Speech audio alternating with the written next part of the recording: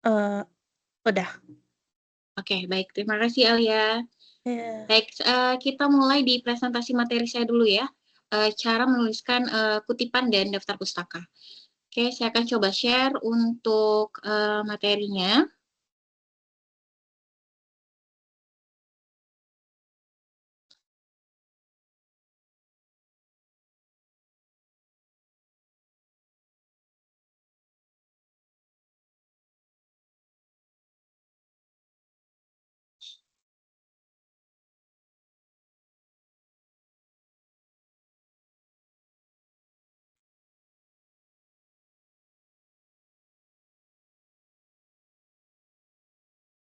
Oke, mau ditunggu ya, sebentar.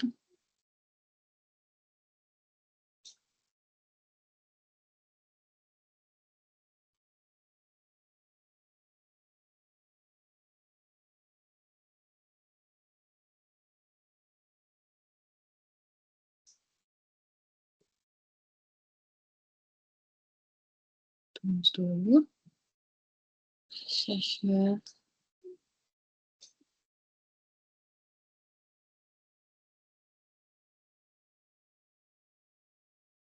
Apa sudah terlihat?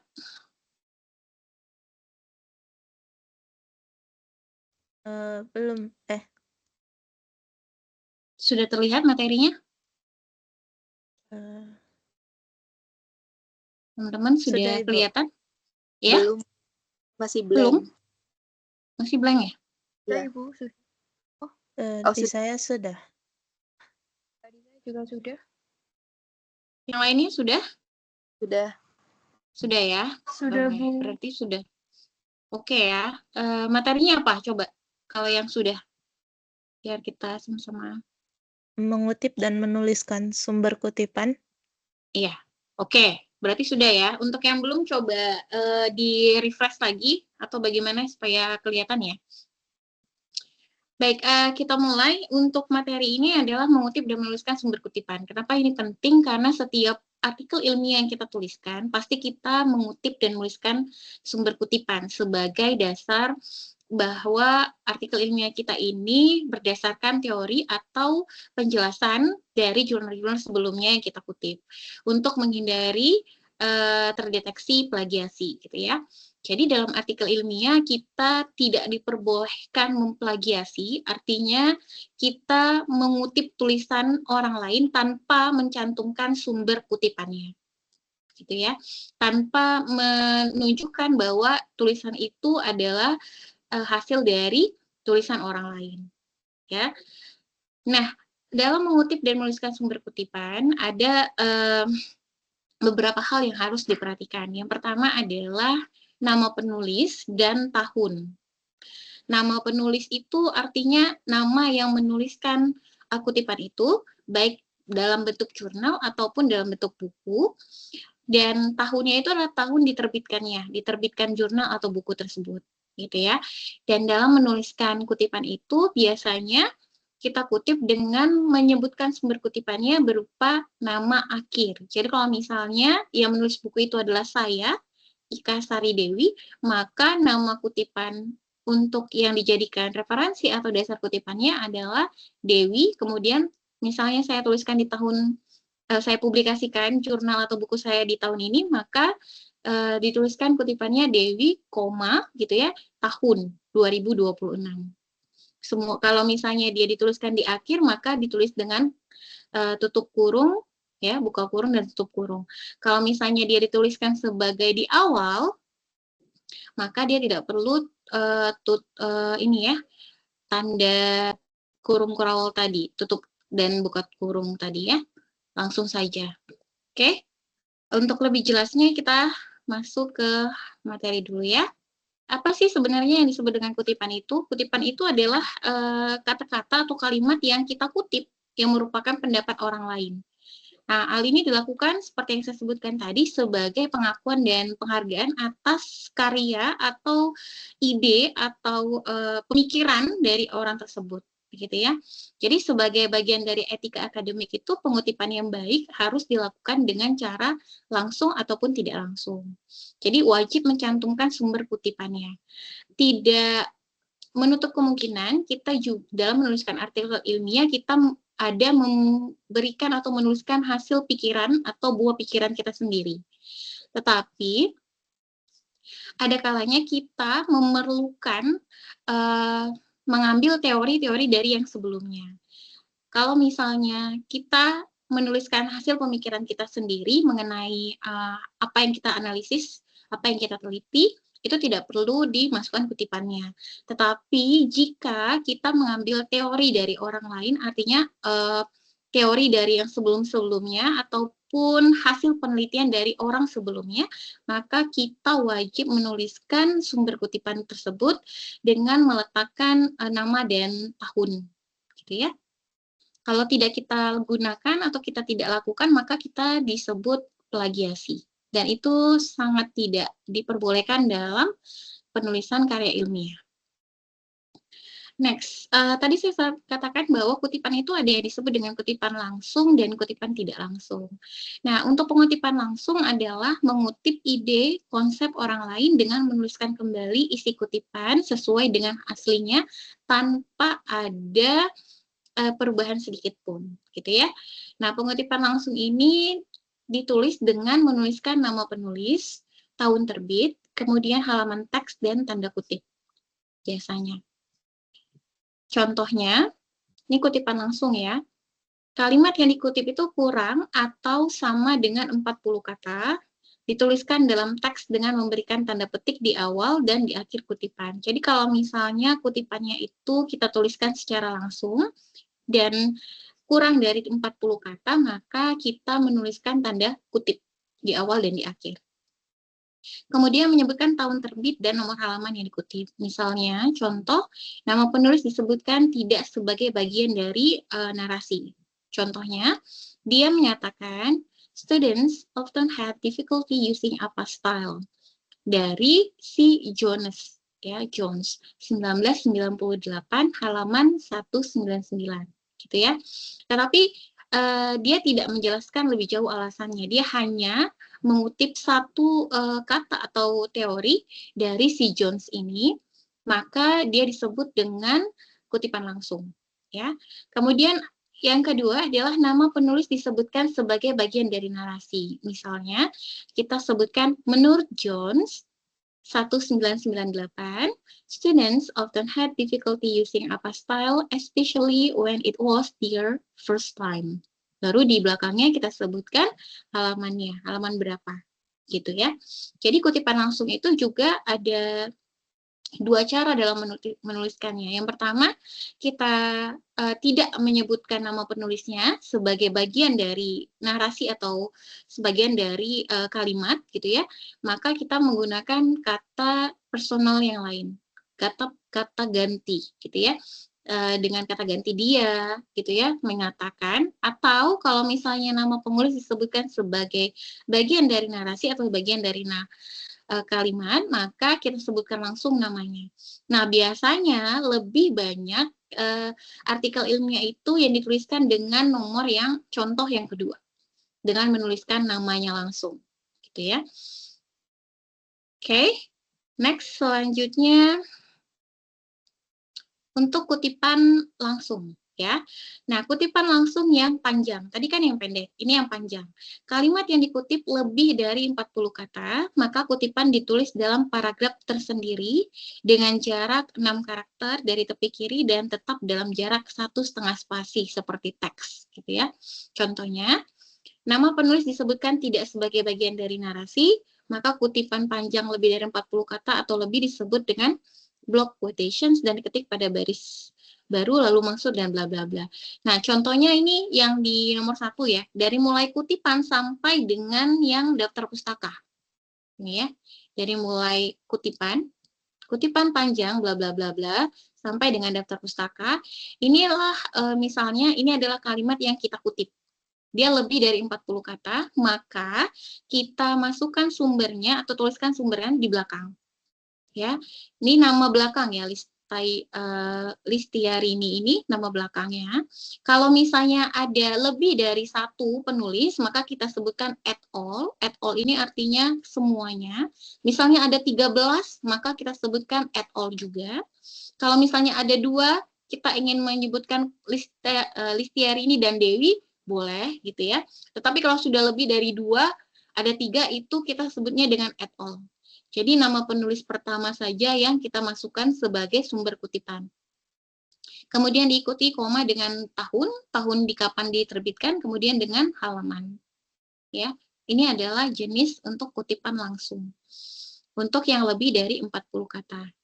Nah, ada juga yang di bawahnya sebagai bagian dari naratif, kita langsung katakan bahwa misalnya sebagaimana dipostulatkan oleh Wallace, ya ini Wallace ini namanya, nama akhirnya, seperti dikutip dalam Berkin 1992.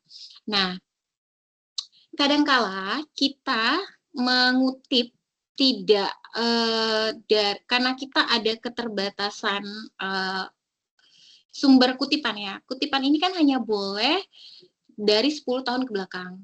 Nah, bagaimana jika teorinya sudah lama diterbitkan misalnya di tahun 1998 dan dia tidak memperbarui atau tidak melakukan pencetakan ulang seperti itu untuk buku di tahun yang sekarang.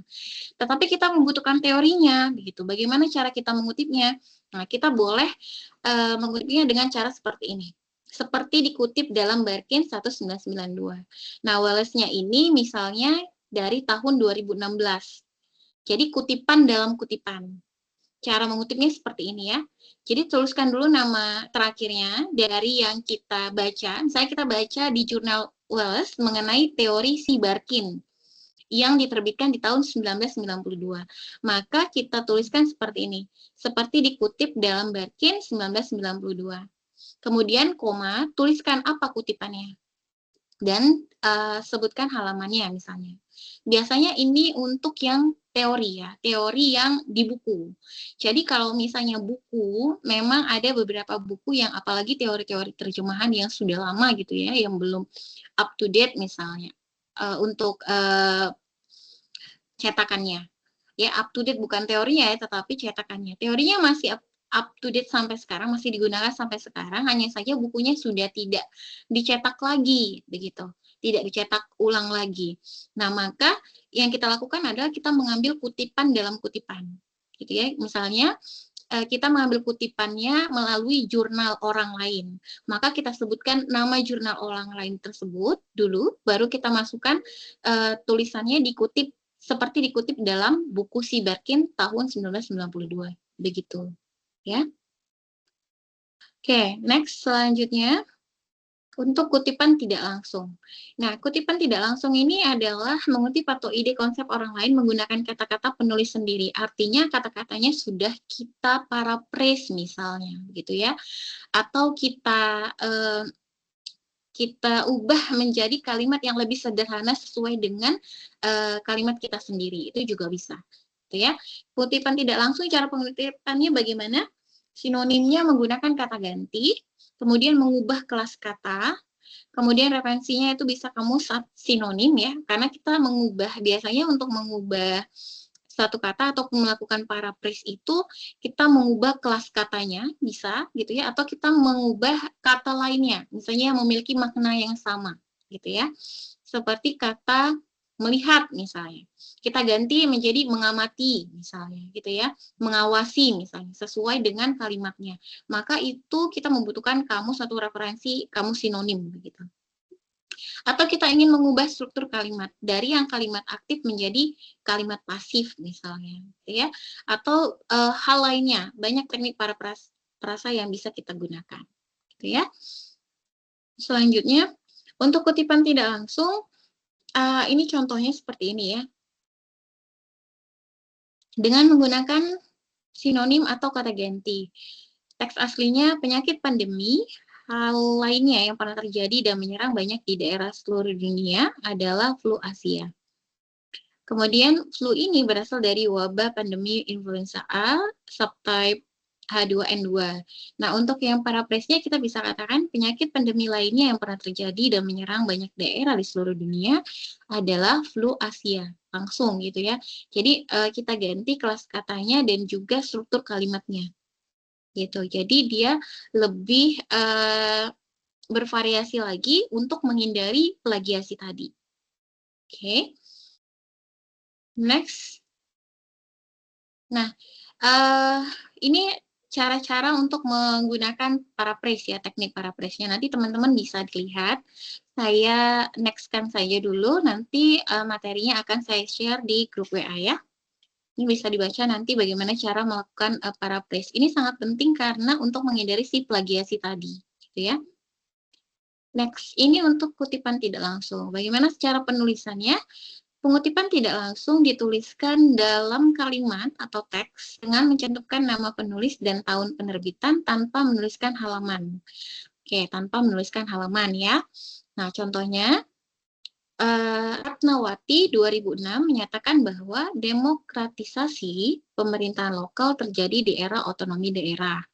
Nah, ini yang nama penulisnya disebutkan sebagai bagian dari narasi. Untuk yang tidak disebutkan sebagai bagian dari narasi, kita bisa langsung katakan demokratisasi pemerintahan lokal terjadi di era otonomi daerah. Langsung kemudian dalam kurung Ratnawati 2006. Nah, ini yang kedua inilah yang banyak digunakan dalam menulis artikel ilmiah atau karya ilmiah. Oke. Nah, selanjutnya untuk yang berikutnya ini adalah contoh untuk pengerjaan di tugas 2.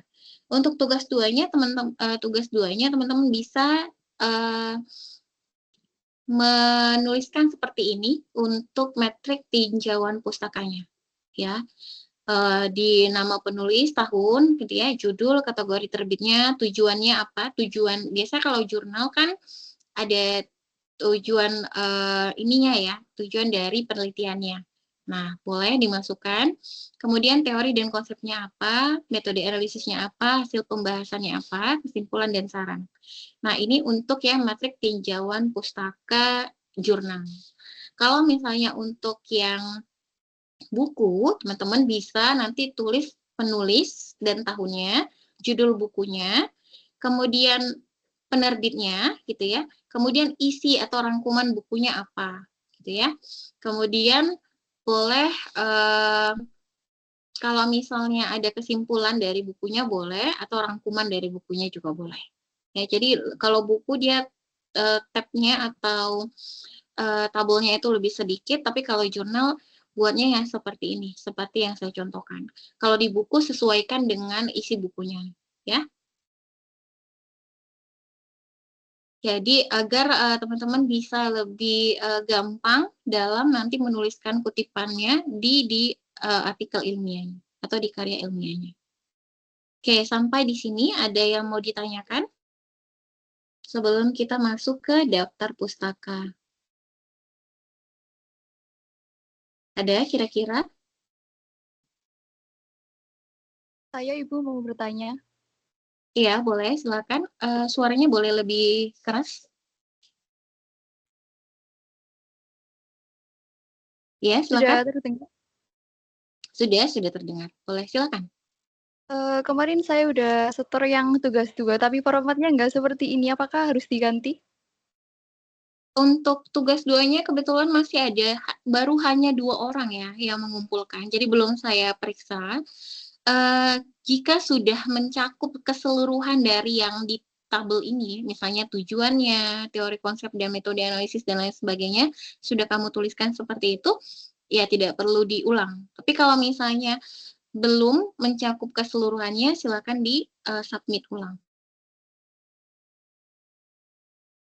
Iya, baik. Terima kasih, Ibu. Ya, sama-sama. Yang lain ada? Boleh.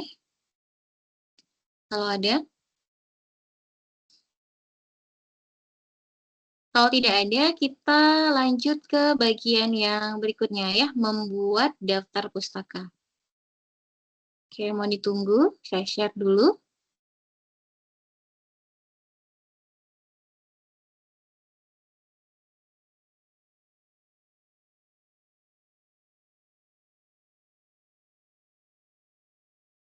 Apa sudah terlihat?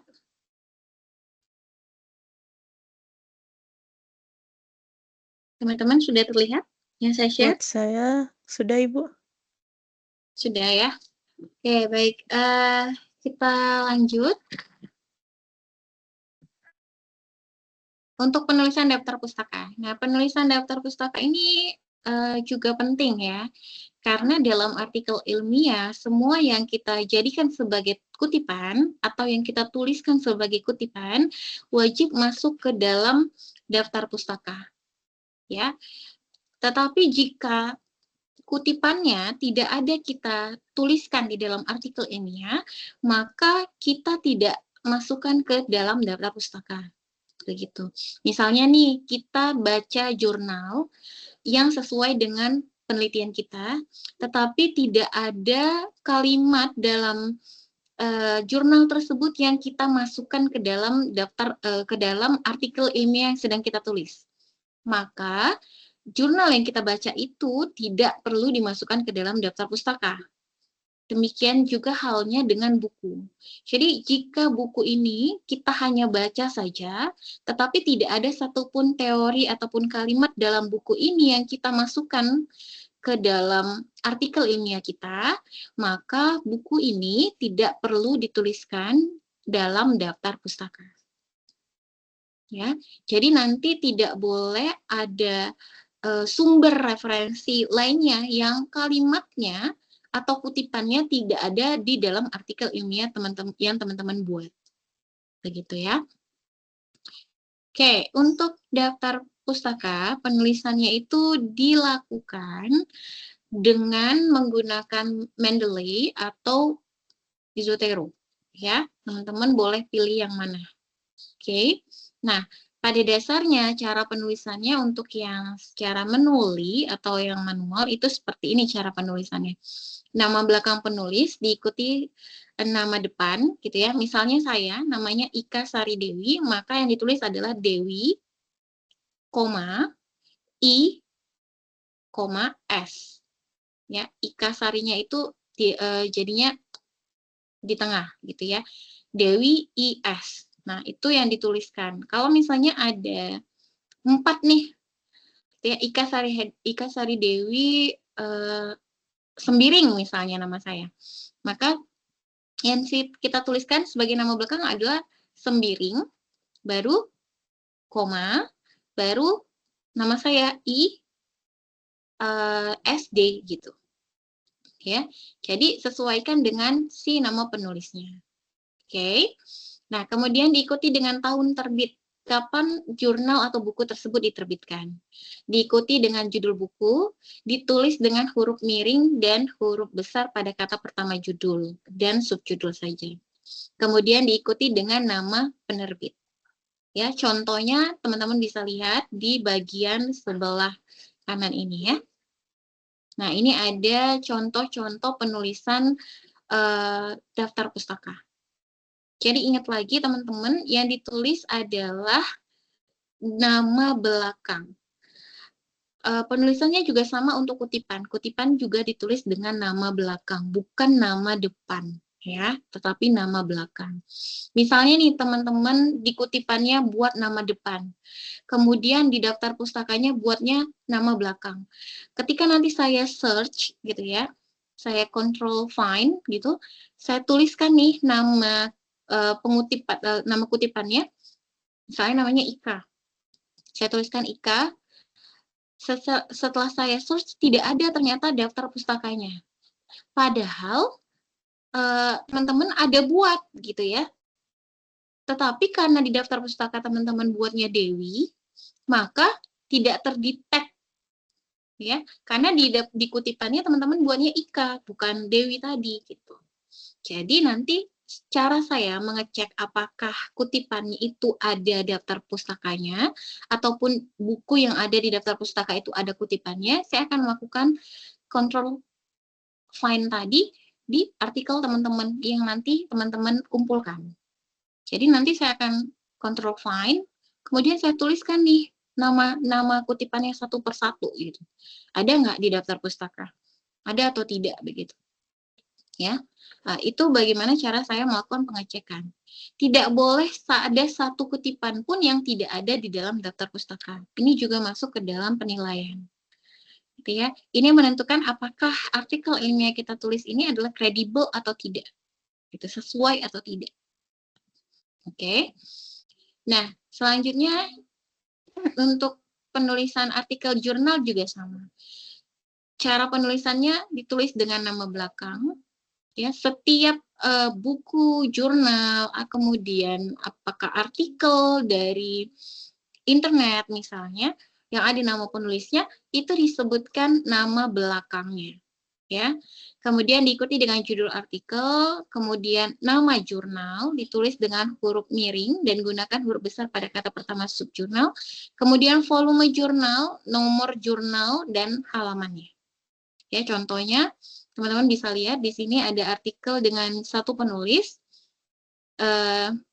misalnya namanya Anwar Haryono gitu ya, ditulisnya Haryono, A 2003, kemudian judulnya ditulis dengan huruf italic, kemudian nama jurnalnya Gajah Mada International Journal, gitu, kemudian volume 5 gitu ya, nomor judulnya 3, halamannya 401 sampai dengan 402. Nah, bagaimana dengan penulisan yang lebih dari 3 sampai dengan 5 penulis? Ditulis dengan sama seperti ini juga, boleh ditulis dengan at all. Ya, misalnya Hendro M, kemudian at all 2006, boleh gitu ya. Atau ini kan banyak nih, ada 5 ya, mau dituliskan semuanya boleh, mau dibuat at all juga boleh. Ya, oke. Untuk artikel jurnal yang tanpa doi misalnya, maka sebutkan OJS-nya atau websitenya, HTTP-nya. Ya, kalau punya doi-nya, maka tuliskan doi-nya. Ya, Digital Object Identifier. Ya, jadi seperti itu.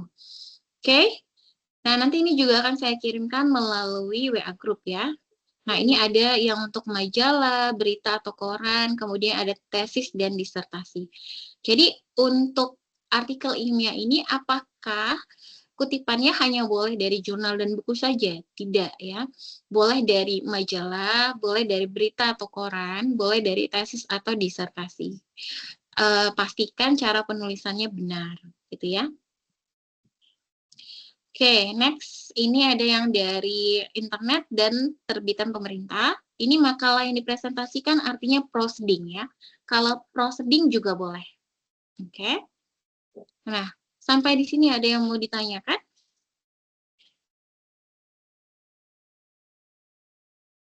Saya Ibu mau bertanya lagi. Iya, boleh silakan. Untuk yang tadi kan ini minimal kita minimal harus punya 10 referensi. Cuman Ya. kalau misal tidak semua kutipannya dimasukkan, nanti di final akhirnya kan dapusnya nggak nyampe 10 itu diperbolehkan apa gimana? Minimal daftar pustaka kita 10. Artinya ke 10 daftar pustaka itu harus ada kutipannya di dalam artikel ilmiah kita. Mau tidak mau harus ada. Oke. Nah, bagaimana caranya?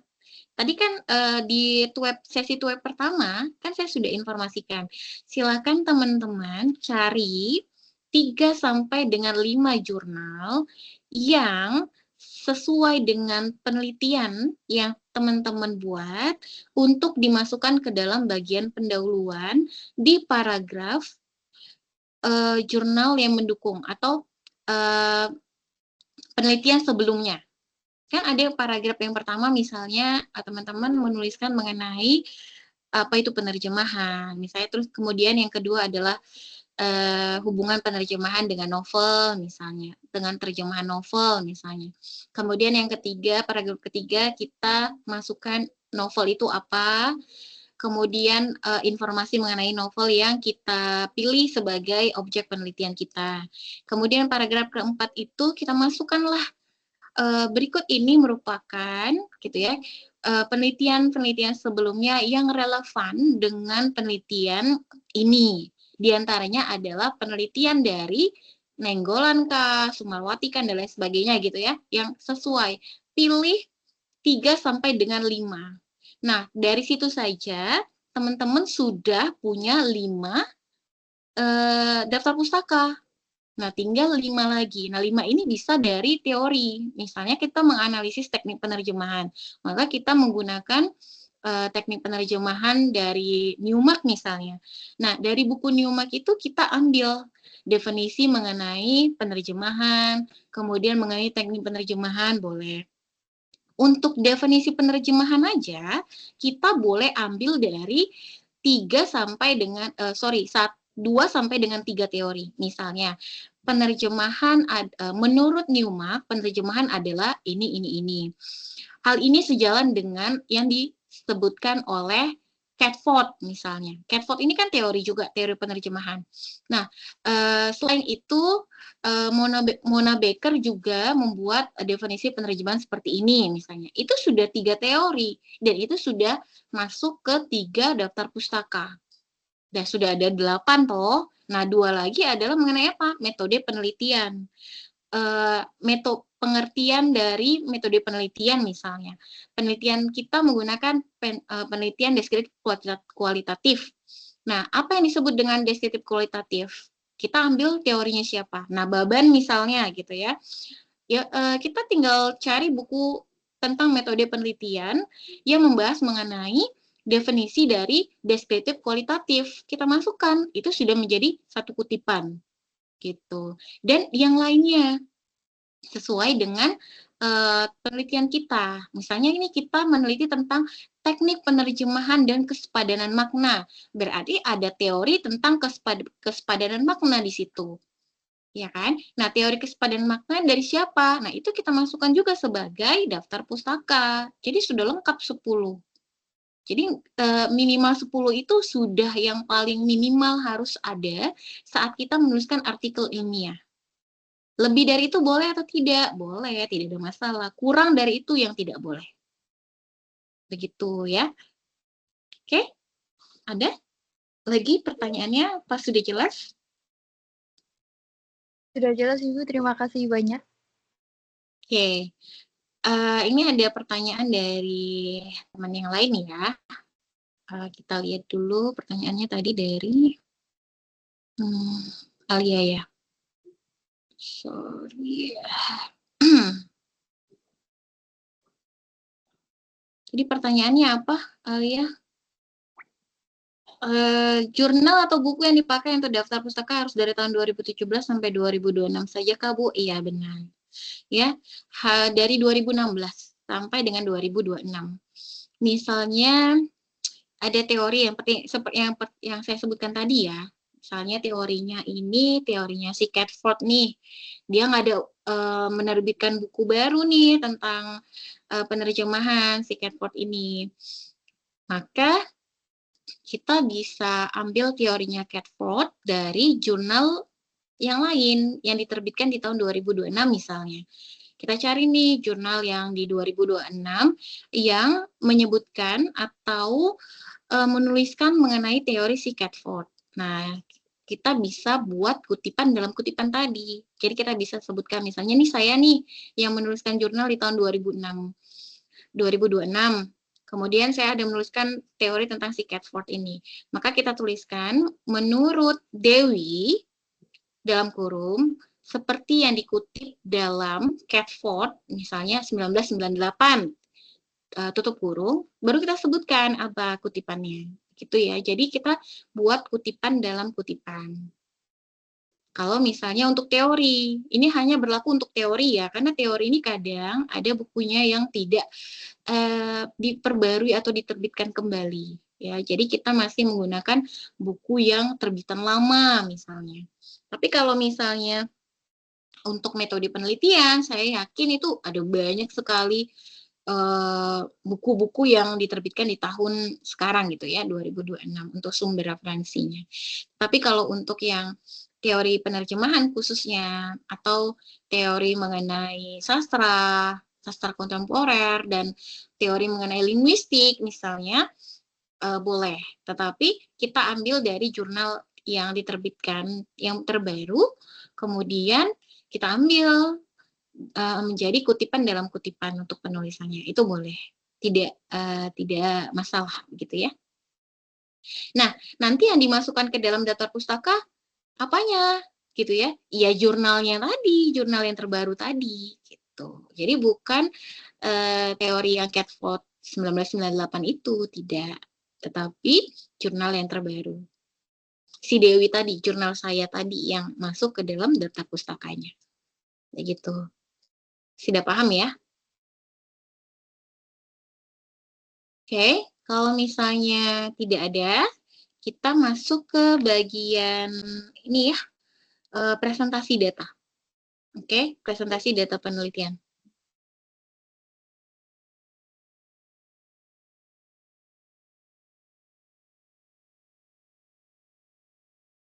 Oke, kalau daftar objek karya ilmiahnya berupa novel dari tahun 1988 bisa dimasukkan ke Bu, begitu ya. Kalau objek penelitian itu kan masuknya ke data penelitian ya.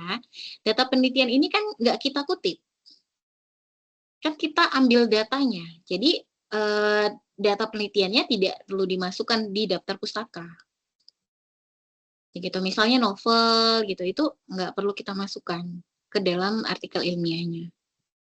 Oke. Itu kan kita ambil datanya, data berupa kata atau kalimatnya ya. Itu kan bukan untuk dijadikan kutipan, tetapi untuk kita analisis. Jadi tidak masuk ke daftar pustaka. Oke? Begitu. Ada kira-kira yang lain? Baik, kalau tidak ada kita masuk ke bagian. Ya, silakan Putri.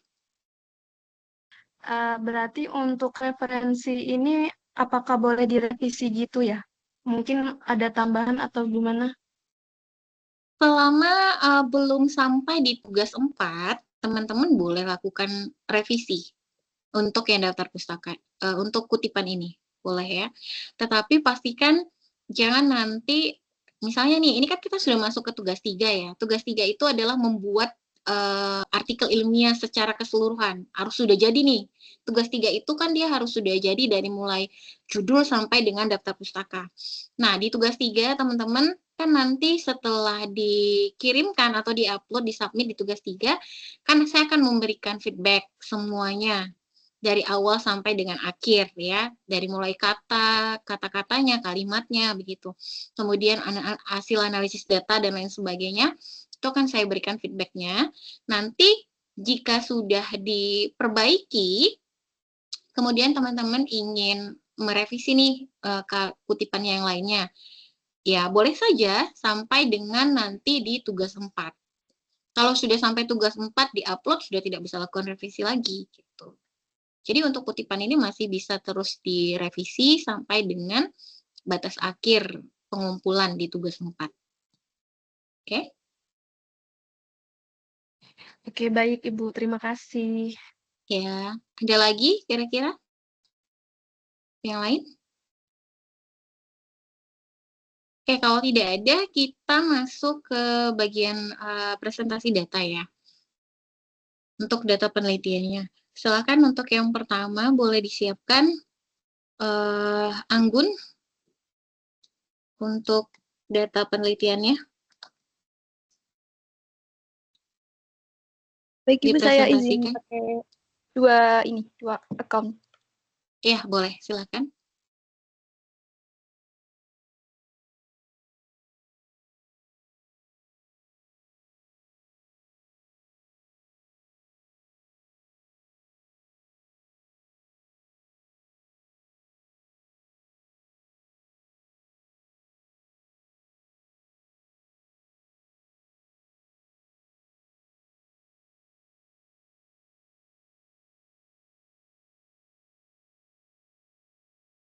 Bentar Ibu, saya ini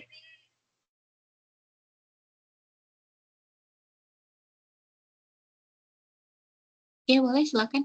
Disiapkan dulu, ya. Lagian kita juga tidak terlalu banyak ya mahasiswa yang hari ini hadir. Presentasi datanya itu wajib ya. Jadi yang nggak hadir hari ini wajib mengirimkan video presentasi ke saya gitu ya. Dan wajib melakukan proses bimbingan terhadap videonya tadi. Gitu. Oke, boleh silakan Anggun. Baik, Assalamualaikum warahmatullahi wabarakatuh. Selamat malam teman-teman. Waalaikumsalam warahmatullahi wabarakatuh. Di sini saya mau mempresentasikan hasil penelitian saya, data yang ada. Di sini judul saya adalah analisis makna polisemi pada lirik lagu Olivia Rodrigo, Get Him Back, dan Vampir. Yang pertama ada definisi. Saya mengambil definisi polisemi menurut Geoffrey Leach. Bisa dilihat di layar. Polisemi merupakan hubungan makna pada suatu kata yang memiliki lebih dari satu makna. Tetapi makna-makna tersebut masih saling berkaitan dan dapat dipahami sesuai dengan konteks penggunaannya dalam bahasa. Untuk selanjutnya ada perbandingan antara polisemi dan juga idiom mungkin. Soalnya waktu awal itu saya sempat bingung ngebedain antara polisemi sama idiom sama majas gitu. Nah, di sini ada perbedaannya. Kalau polisemi itu satu kata yang memiliki beberapa makna, hanya satu kata. Sementara kalau idiom itu biasanya berupa frasa, bisa juga sih satu kata, cuman jadinya itu kayak pergeseran makna gitu, sesuai konteks. Jadi kayak misal slang gitu, bisa.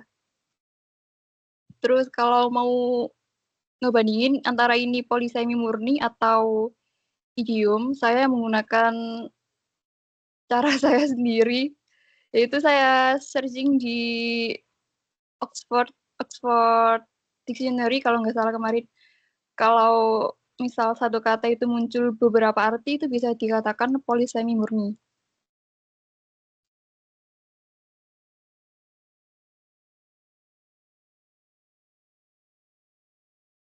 Jadi untuk selanjutnya ada data yang saya dapat dari lagu yang saya teliti. Untuk Ibu dosen pembimbing saya minta arahnya juga, misal ada yang salah karena saya agak kurang yakin di sini. Ya, silakan lanjut. Ini ada cuplikan lirik. Ini yang saya cetak tebal ini yang kemungkinan polisemi murni ya teman-teman. Jadi di sini yang pertama ada kata Yang pertama ada kata left. Kalau makna leksikalnya nih kita cari di kamus itu artinya kiri kan, arah kiri. Nah, untuk makna konstekstual di dalam lagunya itu meninggalkan seseorang.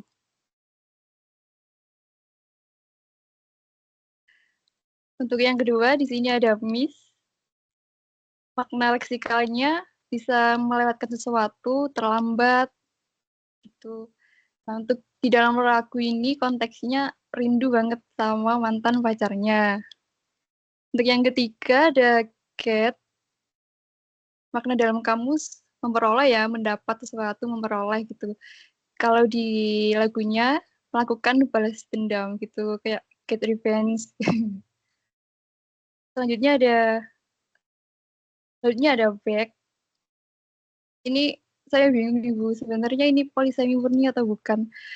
Kalau makna satu, bagian belakang, kayak punggung gitu.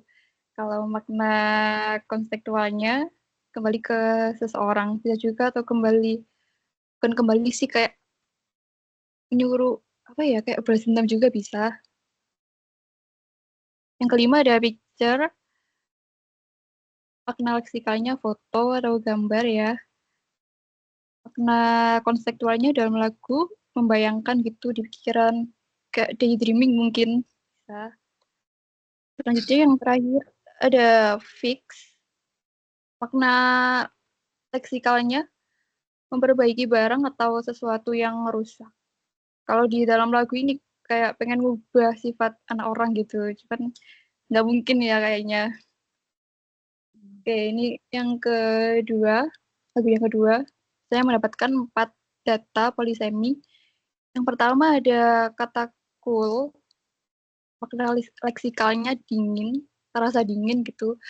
Kalau makna konstektualnya kayak keren gitu kan, cool banget ini orang gitu. Nah ini untuk yang kedua ini saya juga ragu karena di sini pakai verb 2 ya, bukan verb 1. Jadi apakah bisa dimasukkan ke dalam data atau tidak? Kata aslinya sink, makna satunya tenggelam ya, sesuatu yang tenggelam di dalam air. Cuman kalau di lagu ini menanamkan sesuatu. Kalau di sini kan menancapkan gigi gitu ya. Yang ketiga ada bleed ini nih.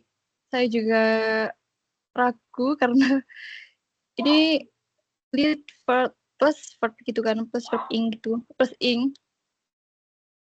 Makna satunya ada darah keluar dari pembuluh darah. Makna konstektualnya seseorang yang menguras berdaya kita, kayak nguras energi, nguras emosi, nguras ketenaran gitu. Nah yang terakhir ada dry. Makna leksikalnya kering, tidak ada cairan secara fisik. Cuman makna konstektualnya kehabisan elemen, kehabisan energi gara-gara udah disedot sama si vampir ini tadi. Berikut yang bisa saya sampaikan. Terima kasih banyak Ibu. Mohon maaf jika banyak kesalahan, banyak ruginya. Terima kasih. Baik, terima kasih Anggun untuk presentasinya. Sebenarnya ini untuk yang polisemi ini sangat sangat menarik ya untuk dibahas gitu ya. Karena dia ada perbedaan yang antara idiom ya dengan si makna polisemi ini. Nah, ada beberapa hal yang menjadi perbaikan ya untuk di tabelnya nanti. Jika nanti kamu masukkan ke dalam pembahasan, maka saran saya itu bukan lagi dituliskan makna satu begitu ya, tetapi kita tuliskan dengan menuliskan makna leksikal atau makna makna leksikal atau makna literal. Kemudian yang berikutnya adalah makna kontekstual. Nah, di makna leksikal atau yang literalnya itu adalah makna kata secara kata per kata ya, artinya kita secara literalnya bukan makna tetapi arti kata yang sebenarnya begitu ya. Nah, untuk yang kontekstual yang sesuai dengan konteksnya. Jadi dibuat di situ bukan makna satu tetapi makna leksikal atau makna literal. Kemudian selanjutnya makna kontekstual. Nah, nanti itu yang jadi perhatian terlebih dahulu. Kemudian makna polisemi ini kan dia kata yang memiliki beberapa makna yang saling berhubungan ya. Artinya banyak makna begitu. Dari data yang kamu sebutkan tadi itu ada kata left ya. Left itu di situ artinya bukan kiri ya, bukan left and right, bukan. Tetapi left itu dia berasal dari kata leave, meninggalkan gitu. Jadi kata bentuk ketiganya left gitu. Dari kata leave, meninggalkan gitu ya.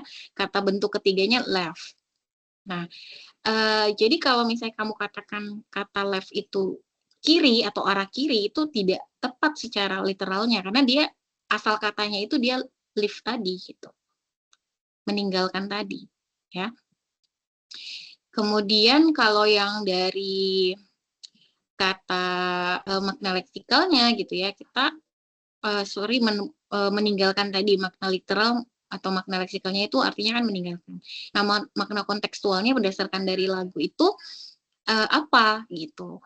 Kalau saya perhatikan sih dari teks lagunya ya, kalau misalnya saya search gitu, teks lagunya itu dia maknanya mengakhiri hubungan dengan seseorang gitu ya, meninggalkan tetapi bukan meninggalkan badan gitu ya atau meninggalkan sesuatu, tetapi artinya secara kontekstual itu mengakhiri hubungannya berakhir dengan seseorang.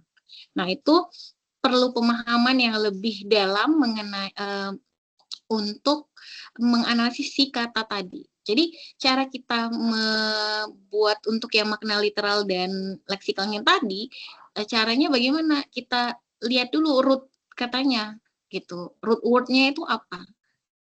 Gitu ya.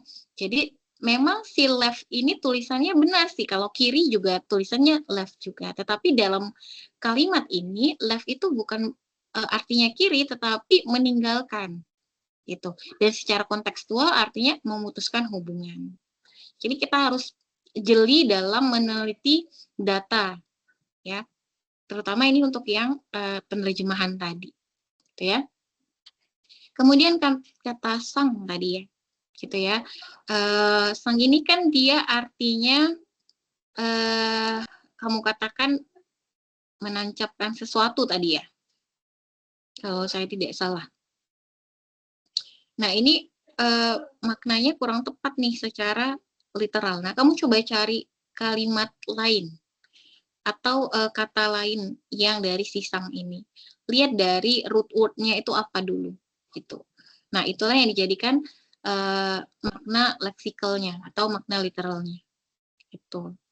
Nah untuk yang makna metaforisnya atau kontekstualnya, as you sunk your teeth into me, itu secara kontekstual artinya bisa menyerang gitu ya.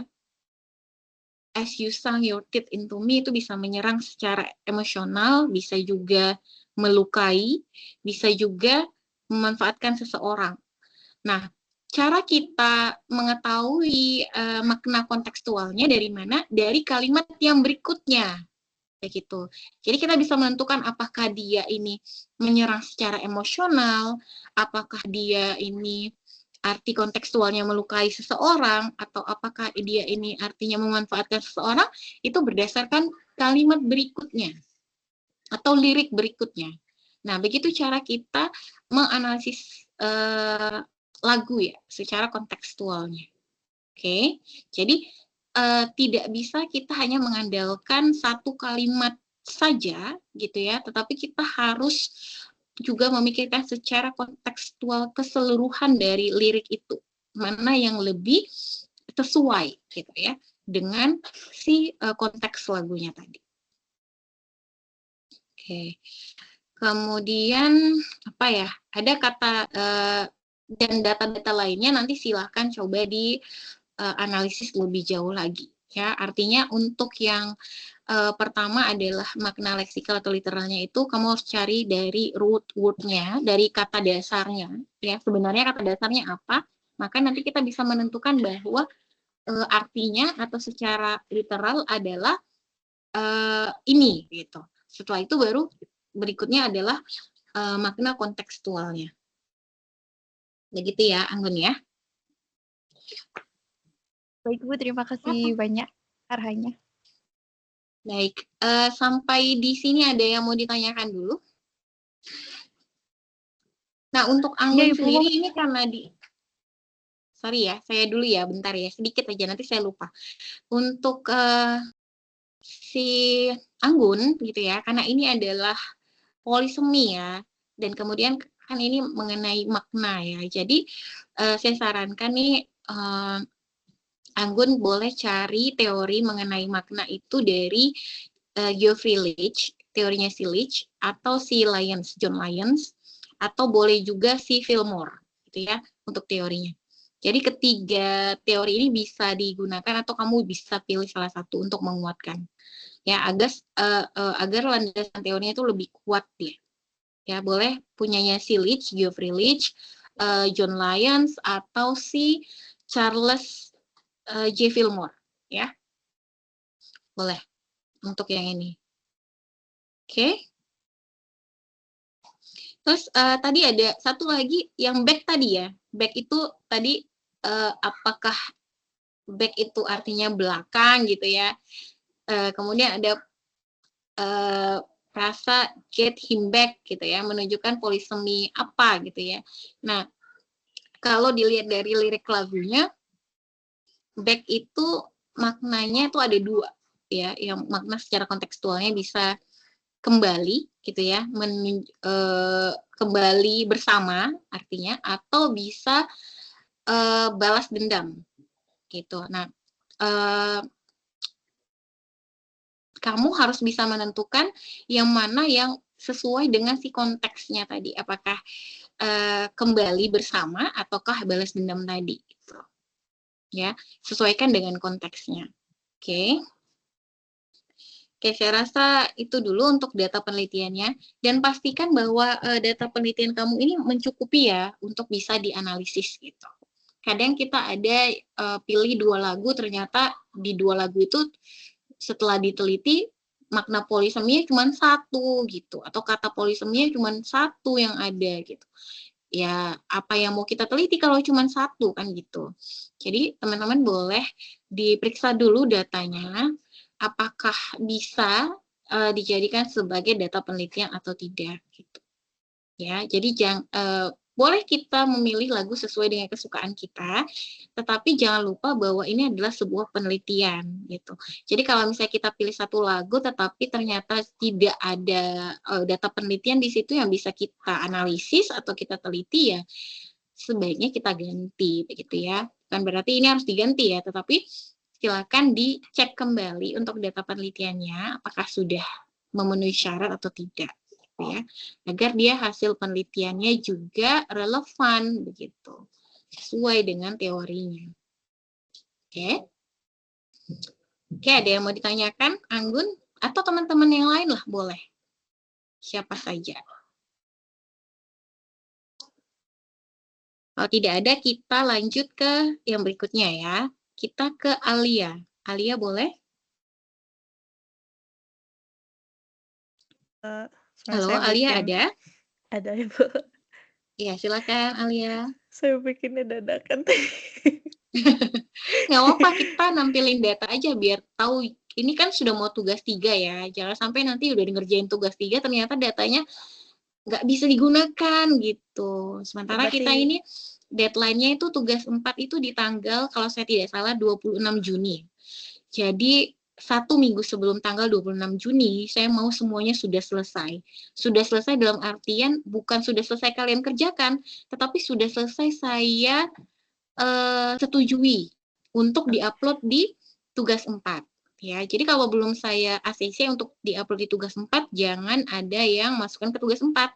Karena tugas 4 itu hanya bisa 2 kali submit. Kalau misalnya teman-teman sudah submit sekali, ternyata setelah saya cek masih ada harus direvisi, berarti kan teman-teman punya kesempatan 1 kali lagi saja.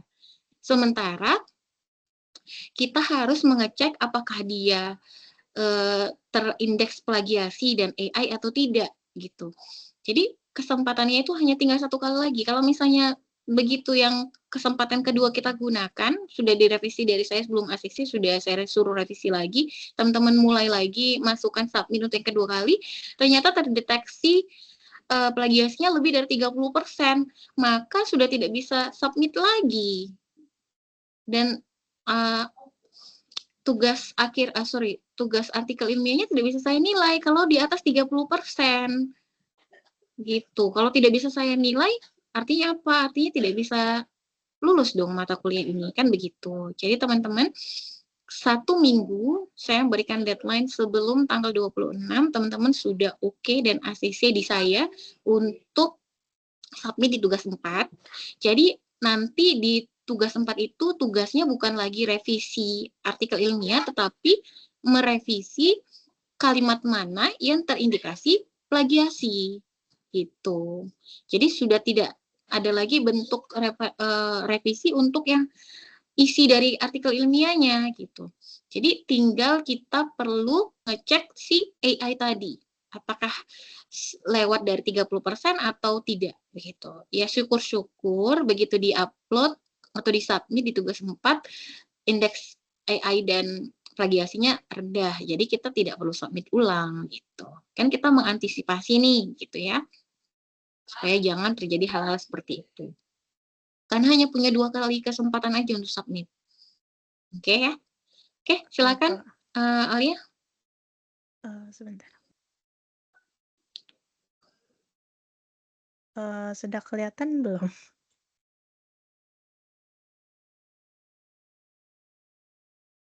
Oke. Assalamualaikum warahmatullahi wabarakatuh. Waalaikumsalam warahmatullahi wabarakatuh. Saya Alia Alifa Sabrina. Untuk karya ilmiah saya milih judul Teknik Penerjemahan Istilah Filosofis dalam novel The Alchemist karya Paulo Coelho.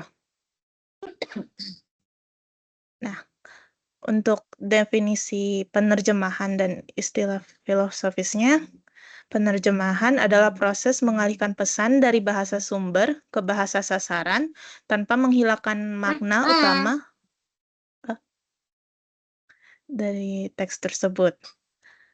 Dalam penerjemahan karya sastra, penerjemah tidak hanya menerjemahkan kata, tetapi juga harus mempertahankan makna, nuansa, dan pesan yang ingin disampaikan penulis.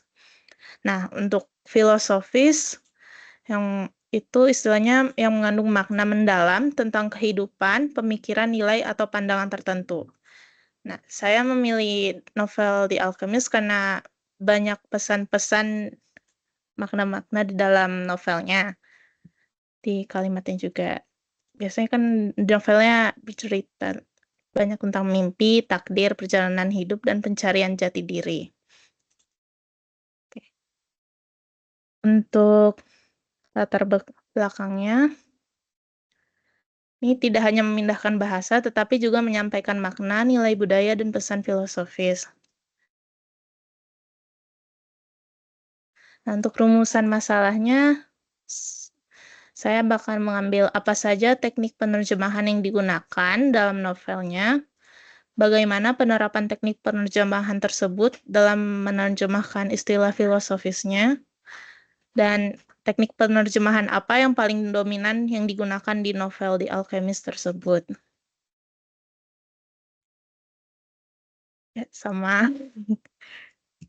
Nah, untuk teorinya saya menggunakan teknik penerjemahan Molina dan Albir. Dan kalau saya lihat dari novelnya, rata-rata kebanyakan menggunakan literal translation.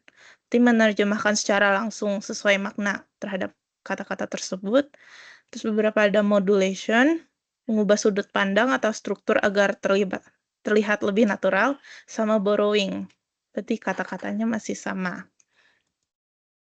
Dan metode penelitian yang saya gunakan itu kualitatif deskriptif, karena tidak banyak angka-angka, cuman kata-kata doang.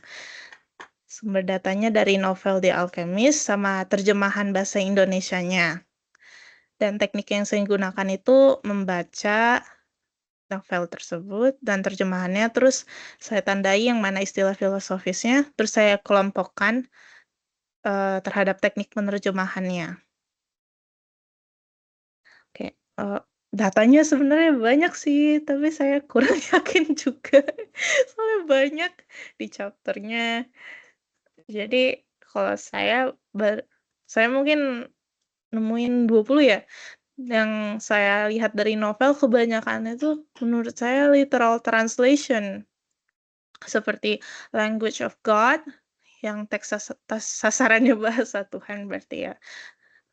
Dan Language of the Soul, bahasa jiwa, Language of the World, bahasa dunia. Dan cuman menemukan sedikit modulation dan borrowing. All things are one. Dan borrowingnya seperti Melchizedek, Urim and Tumim. Berarti sama, tetap dipakai. Dan ya jumlah literal translation-nya ada 12, modulation 4, borrowing 4. Yang paling dominan itu literal translation kalau saya temuin. Iya, sebenarnya. Kesimpulannya, terdapat 3 teknik penerjemahan yang saya temui di novelnya, dan yang paling dominan itu literal translation. Udah, itu aja dulu. Saya Oke, bingung baik. sebenarnya. Ini kan novel ya. Iya. Novel ini kan kemarin saya ada, kalau saya tidak salah, kemarin saya ada suruh untuk pilih di bagian mana yang ingin kamu analisis gitu ya. Karena kan banyak bab-nya nih. Ini Iya. kamu pilih yang bagian mana? Di bab apa? Saya ambil di, kan ada 3 part ya. Part 2 yang saya ambil nih, tapi karena rata-ratanya itu literal translation di part 2, saya nggak nemuin banyak modulation atau borrowing. Saya ambil beberapa sedikit di part 3-nya gitu, buat nambahin borrowing sama modulation-nya. Soalnya kata-katanya penting buat ke depannya gitu. Jadi saya ngambil bagian maktub ini di part 3 dan urim and tumin ini di part 3. Tapi yang lainnya di part 2. Oke, Apa? seperti yang saya sebutkan sebelumnya, kita kan menganalisis data ya. Makanya saya informasikan kemarin sebelumnya, coba dicari bab mana gitu yang bisa mengakomodasi judul kita, misalnya, atau data penelitian yang kita butuhkan gitu. Jadi, jika di bagian kedua itu kan ada 3 bagian ya, di bagian keduanya hanya ada literal translation, maka penelitian kita itu kan tidak variatif ya, artinya sebenarnya tidak perlu ada penelitian gitu ya, kalau hasilnya cuma 1 gitu.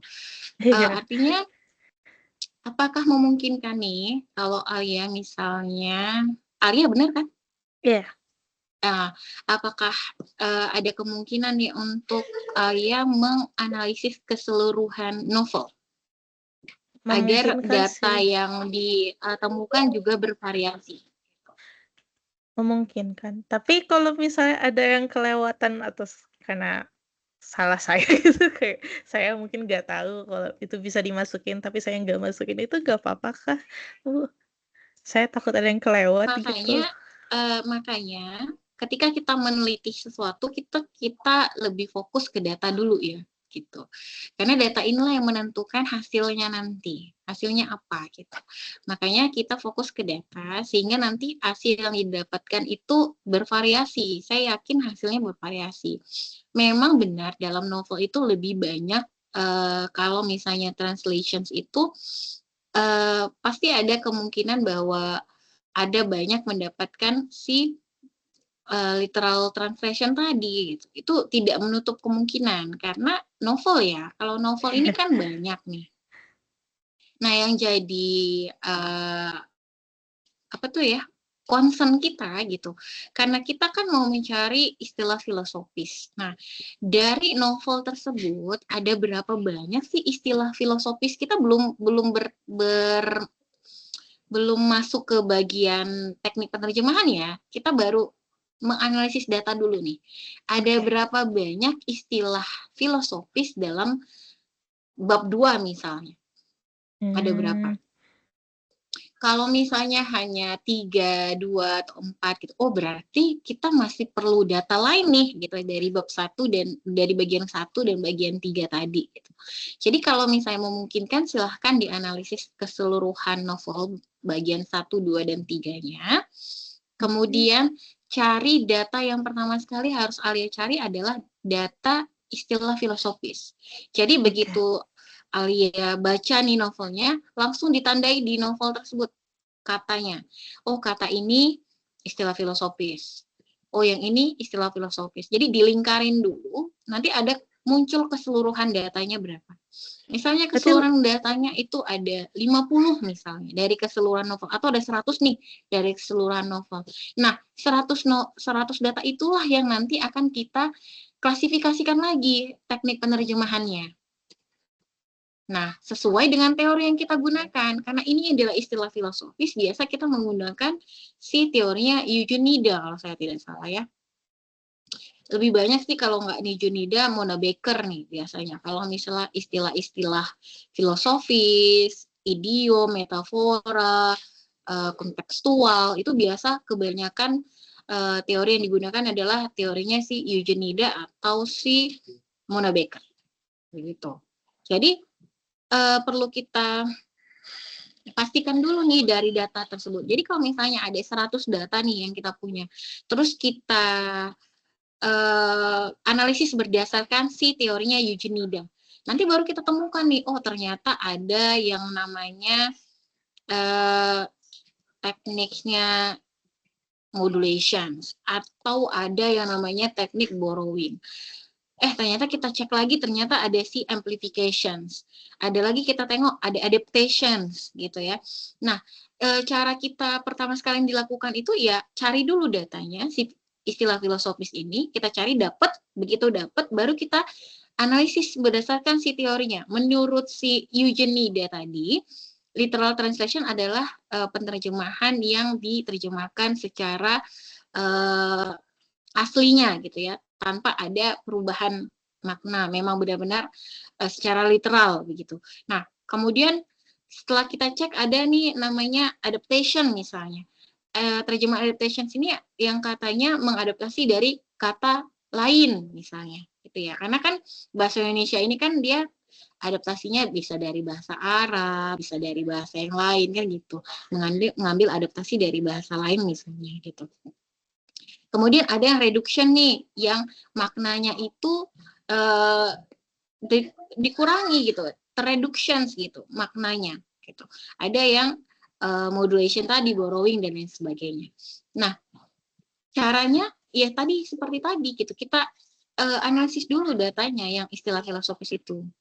Istilah filosofis itu yang mana? Kalau misalnya ada 100, ya dari 100 itu baru kita klasifikasikan berdasarkan teknik penerjemahan si Eugenida tadi. Gitu. Jadi langsung kemudian ketemulah itu banyak gitu tadi. Jadi kalau misalnya dalam satu part itu hanya ada literal translation, kan kita hasilnya hanya literal translation sih yang mau kita bahas nih, kan gitu. Selain itu apalagi gitu kan. Nah, makanya kalau misalnya memungkinkan, Alia silakan keseluruhan novelnya dicari dulu istilah filosofisnya, datanya dikumpulin dulu, baru nanti dianalisis. Nah, apakah 100 data itu kita masukkan ke dalam artikelnya? Ya tidak gitu. Jadi yang masuk itu adalah jumlah datanya nanti. Jadi kita buat tabel berisi jumlah data. Misalnya dari 100 literal translation itu ada 50, modulation 10, borrowing 10, kemudian ada amplification 5, kemudian adaptation 10. Nah, data itu nanti yang muncul di artikel ilmiahnya, bukan keseluruhan data. Misalnya kayak tadi ya, datanya istilahnya apa tuh tadi kalimatnya, soul of the world misalnya ini, terus yang lainnya lagi datanya kita list, enggak seperti itu gitu. Jadi yang kita masukkan itu adalah jumlah si datanya tadi. Setelah itu nanti kita masukkan ke dalam pembahasan. Misalnya di dalam pembahasan itu kita temukan ternyata ada selain literal, borrowing, modulation, kemudian ada adaptations, kemudian ada amplification, ada 5 nih misalnya. Nah, kelima teknik penerjemahan itulah yang kita bahas di bagian pembahasan.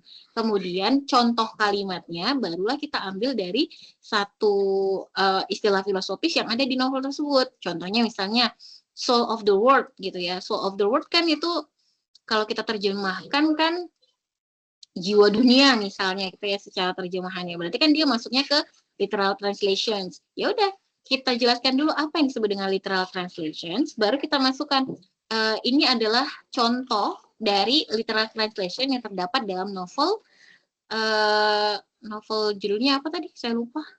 The Alchemist. The Alchemist gitu ya.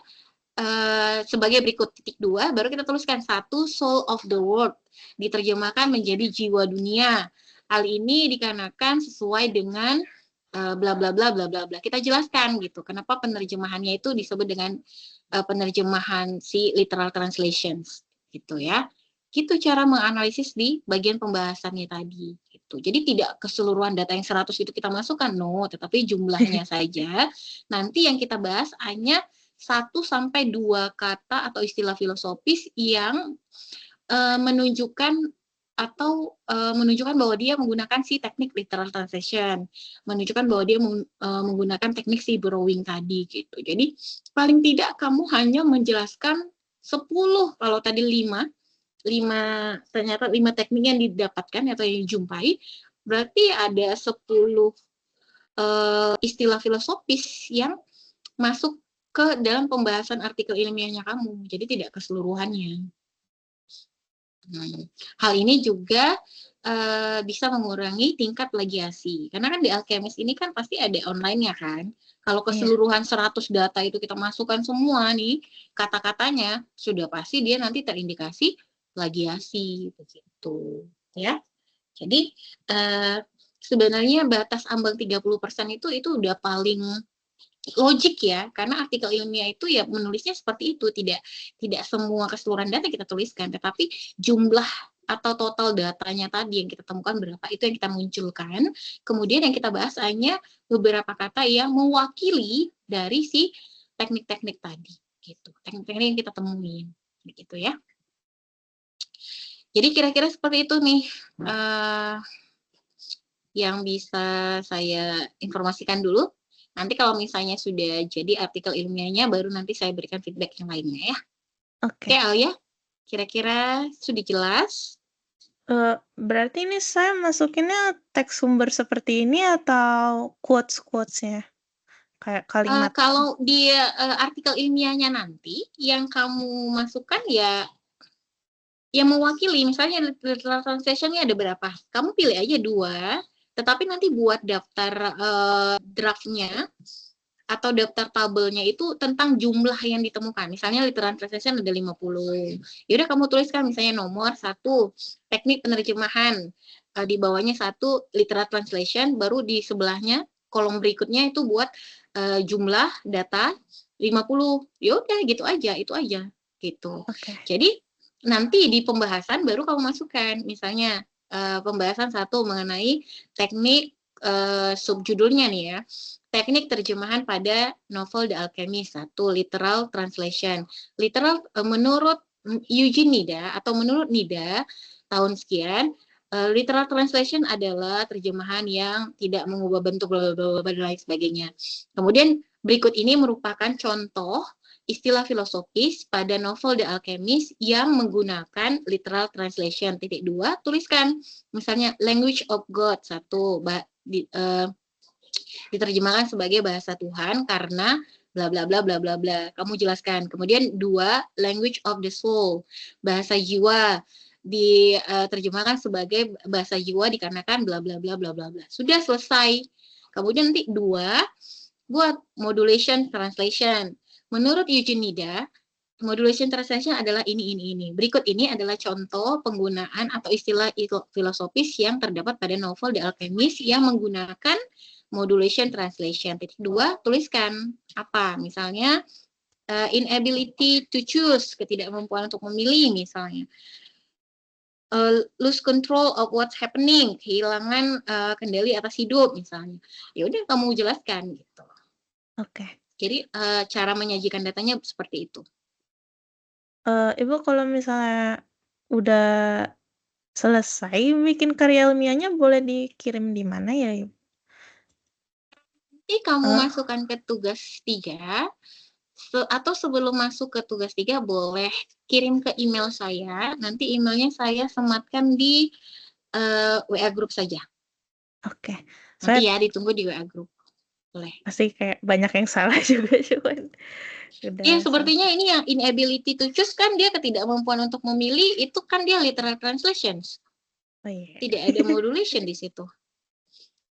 So saya bingung ngambilnya dari kalimatnya atau kata-katanya aja. Makanya kalau kita menerjemahkan itu dia harus keseluruhan kalimat, tidak cuma satu frasa doang gitu ya. Jadi satu kalimat nih biar kamu tahu bahwa ini dia masuknya modulation atau tidak. Tapi kalau kamu tampilkan datanya seperti ini kan, saya ini menerjemahkannya, oh ini kan inability to choose kan dia literal translation karena tidak ada modulationnya di situ gitu ya. Makanya cara kita nanti menganalisis dan menjabarkan data juga seperti itu ya. Dijelaskan. Begitu ya. Nanti untuk yang tugas 3-nya kalau misalnya nanti sudah selesai nih semuanya ya, dari mulai pendahuluan abstrak judul abstrak, pendahuluan, kemudian ada metode penelitian, pembahasan sampai dengan kesimpulan dan daftar pustaka. Nanti sudah selesai boleh dikirimkan ke email saya berikan feedback, kamu perbaiki. Kemudian nanti kalau sudah saya katakan oke, sudah bagus, sudah siap dimasukkan ke tugas 4, langsung masukkan tugas 4 begitu ya. Oke, Bu. Terima kasih. Oke. Baik, selanjutnya Hanifah boleh. Setelah itu Rati ya. Alfian kan lagi lembur ya, berarti kan hanya menyimak ya Alfian. Jadi nanti Alfian silakan buat video presentasi, kirimkan ke email saya. Ya. Next, Hanifah. Ada, Hanifahnya ada. Halo. Hanifah ada?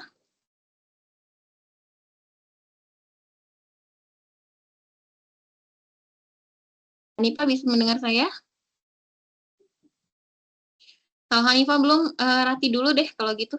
Boleh Rati? Biar kita lebih cepat. Baik, Bu. Sebentar.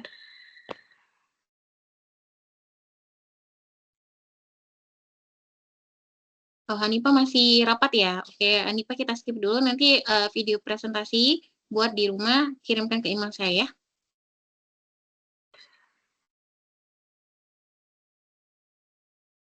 Ibu, maaf sebelumnya. Iya, boleh. Nah, saya kan buat PPT-nya cuma data-datanya saja ya. Saya nggak tahu kalau PPT-nya itu harus mencangkup semua dari artikel kita. Jadi kayak simpulan gitu. Jadi saya hanya memasukkan data-data yang saya pakai dalam artikel saya aja. Begitu. Iya, boleh silahkan. Tunjukkan aja dulu datanya, nggak apa-apa. Sudah kelihatan kah atau belum? Baru folder doang nih. Data pendukung Ariel, PPT, image, 2 sekian-sekian JPEG. Belum diklik datanya. Bentar.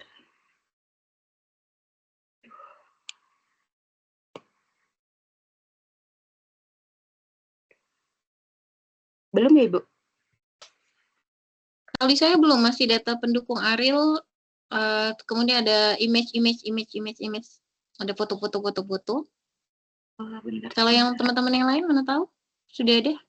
Anggun, Alia udah kelihatan belum datanya? Kalau di saya belum. Masih foldernya aja, Ibu. Iya, masih bawa folder doang.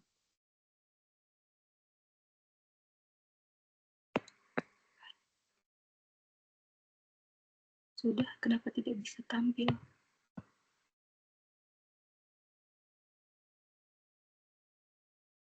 Masih belum ya? Masih belum.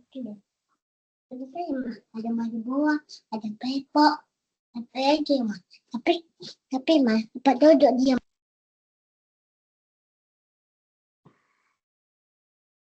Ibu tidak bisa tampil.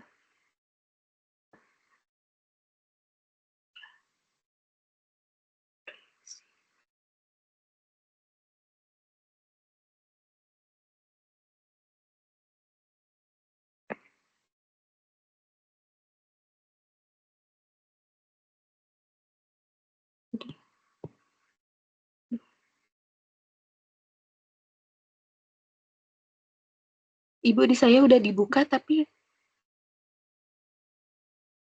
Coba dikeluarin dulu share-nya. nah, tadi saya upload di Google di OneDrive dia nggak bisa, makanya saya share layar. Coba dikeluarkan dulu share layarnya, dibuka dulu datanya, nanti baru share lagi. Coba.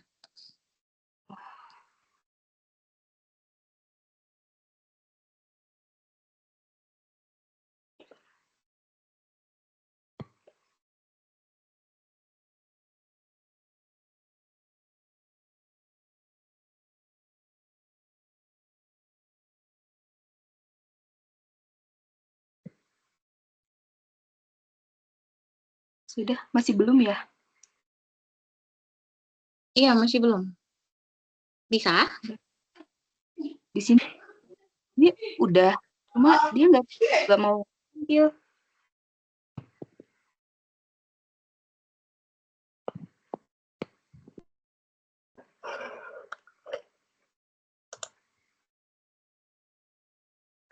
Sebentar, Ibu. Bacain aja kok nggak, Rati. Biasanya tahu judulnya apa gitu. Judulnya yang kemarin saya kan sudah submit yang versi lengkapnya Ibu yang kemarin yang di tugas 1 yang Ibu sudah memberikan feedback di tugas saya.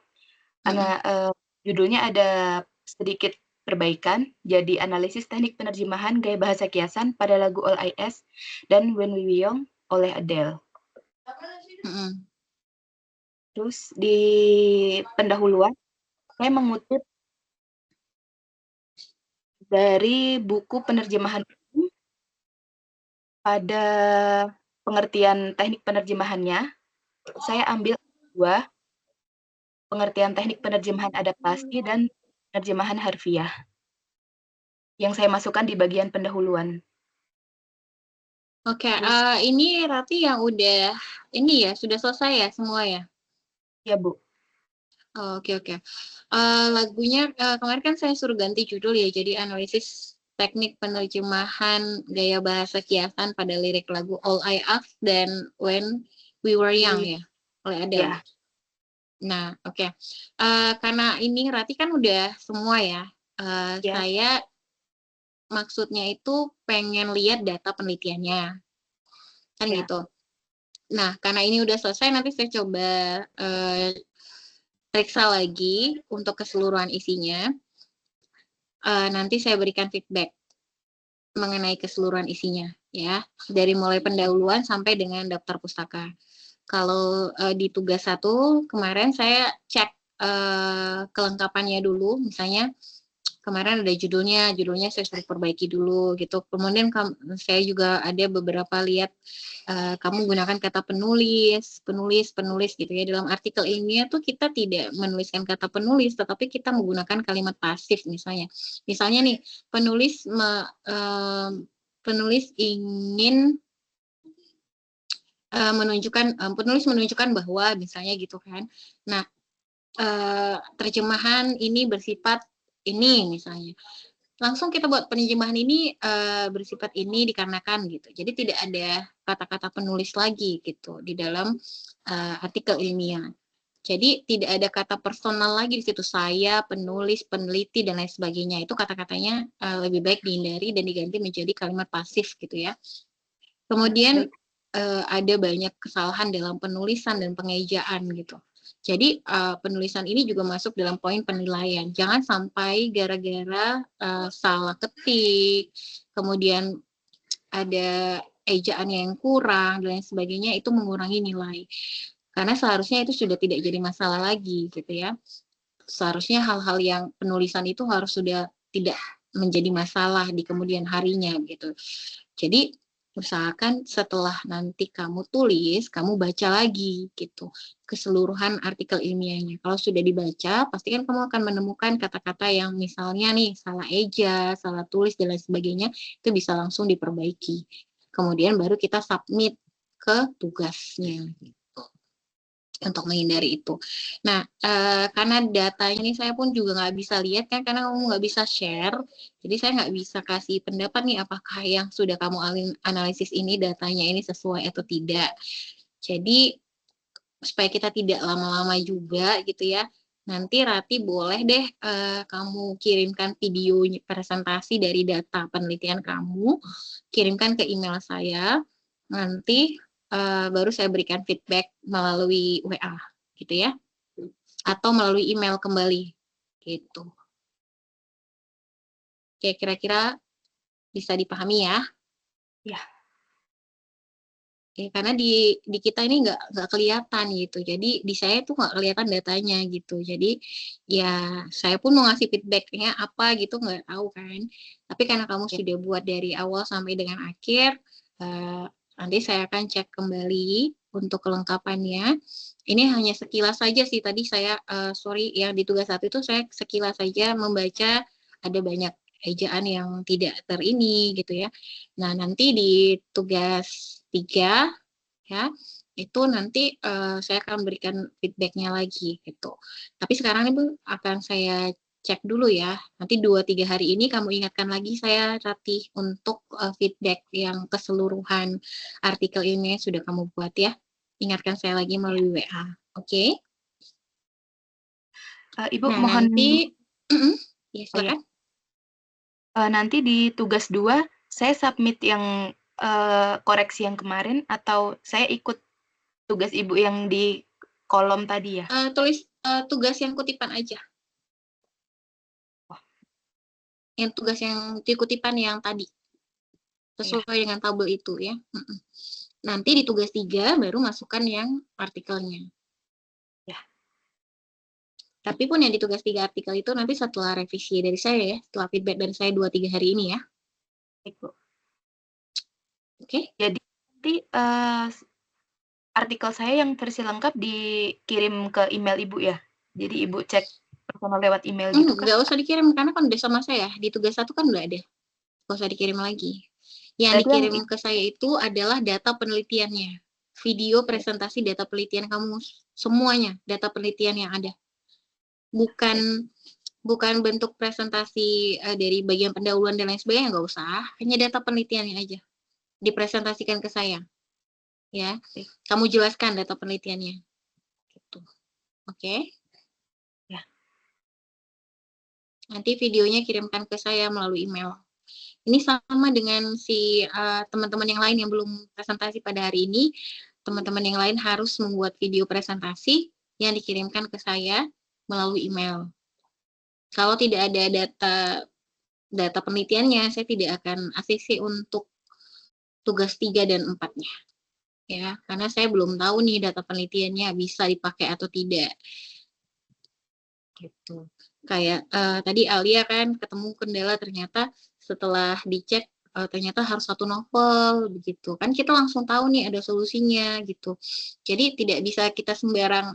Kalau Alia tadi kan dia akan modulation-nya nggak ada, kita ambil dari sedikit di bagian 3 gitu ya. Nah, nggak boleh ngambil data itu sedikit dari sini, sedikit dari sini, sedikit dari sini, nggak boleh gitu. Jadi kita harus tentukan luasan objek penelitian kita.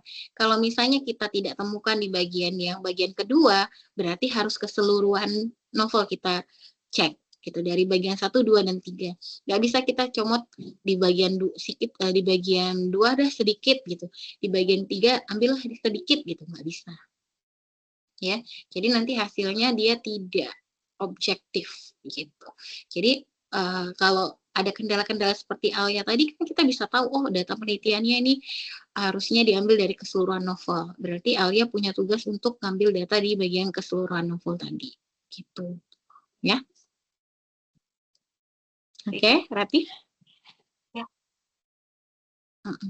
Oke, kalau misalnya tidak ada lagi, karena Hanifa lagi rapat ya, sudah di WA tadi, kemudian Alfian juga lagi lembur, jadi tidak punya kesempatan untuk melakukan presentasi, maka hari ini kita padankan dulu sampai dengan hari ini. Mengenai yang berikutnya, feedback untuk tugas 1 semua feedback sudah saya sampaikan di e-learning, silakan nanti teman-teman boleh dilihat. Kemudian untuk tugas 2 silakan kerjakan sesuai dengan yang saya informasikan. Ingat lagi tanggal 11 ya deadline-nya. Jadi hanya ada hari ini, besok sampai dengan hari Senin untuk pengerjaan di kutipan itu ya. Saya rasa tidak susah ya, kan hanya menuliskan kutipan saja. Kemudian di tugas 3 nanti itu sudah harus upload keseluruhan artikel ilmiahnya. Kemudian kita hanya punya waktu sampai dengan tanggal 26 Juni, itu batas akhir. Ya, jadi 1 minggu sebelum tanggal 26, berarti tanggal 20 ya, paling lama, itu sudah saya ACC untuk submit tugas 4. Oke, jadi tanggal 20 adalah deadline untuk sudah submit tugas 4. Ingat, bukan deadline untuk revisi lagi. Jadi sebelum tanggal 20 harus sudah proses bimbingan terus-menerus. Ya, di saya sampai dengan saya ACC untuk di-upload di tugas 4. Kemudian kalau misalnya teman-teman mau publikasi ke jurnal-jurnal nasional dan yang terakreditasi maupun tidak terakreditasi, boleh kabari saya secepatnya sehingga kita bisa buat schedule untuk submit di jurnalnya, kemudian kapan bisa jurnal tersebut untuk publikasikan artikel ilmiah kita, gitu ya. Oke, ada pertanyaan sampai di sini? Putri, Rati, Alia, Anggun, Alfian misalnya, kalau masih menyimak, dan Hanifah. Tidak ada?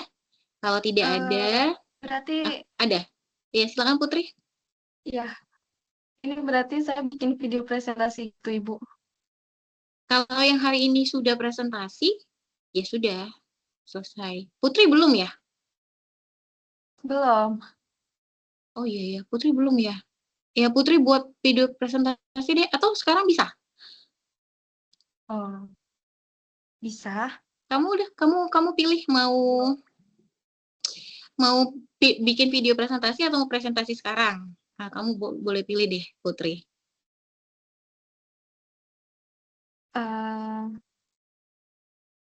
Kalau presentasi sekarang, Ibu. Ya boleh, silakan. Silakan di-share dulu.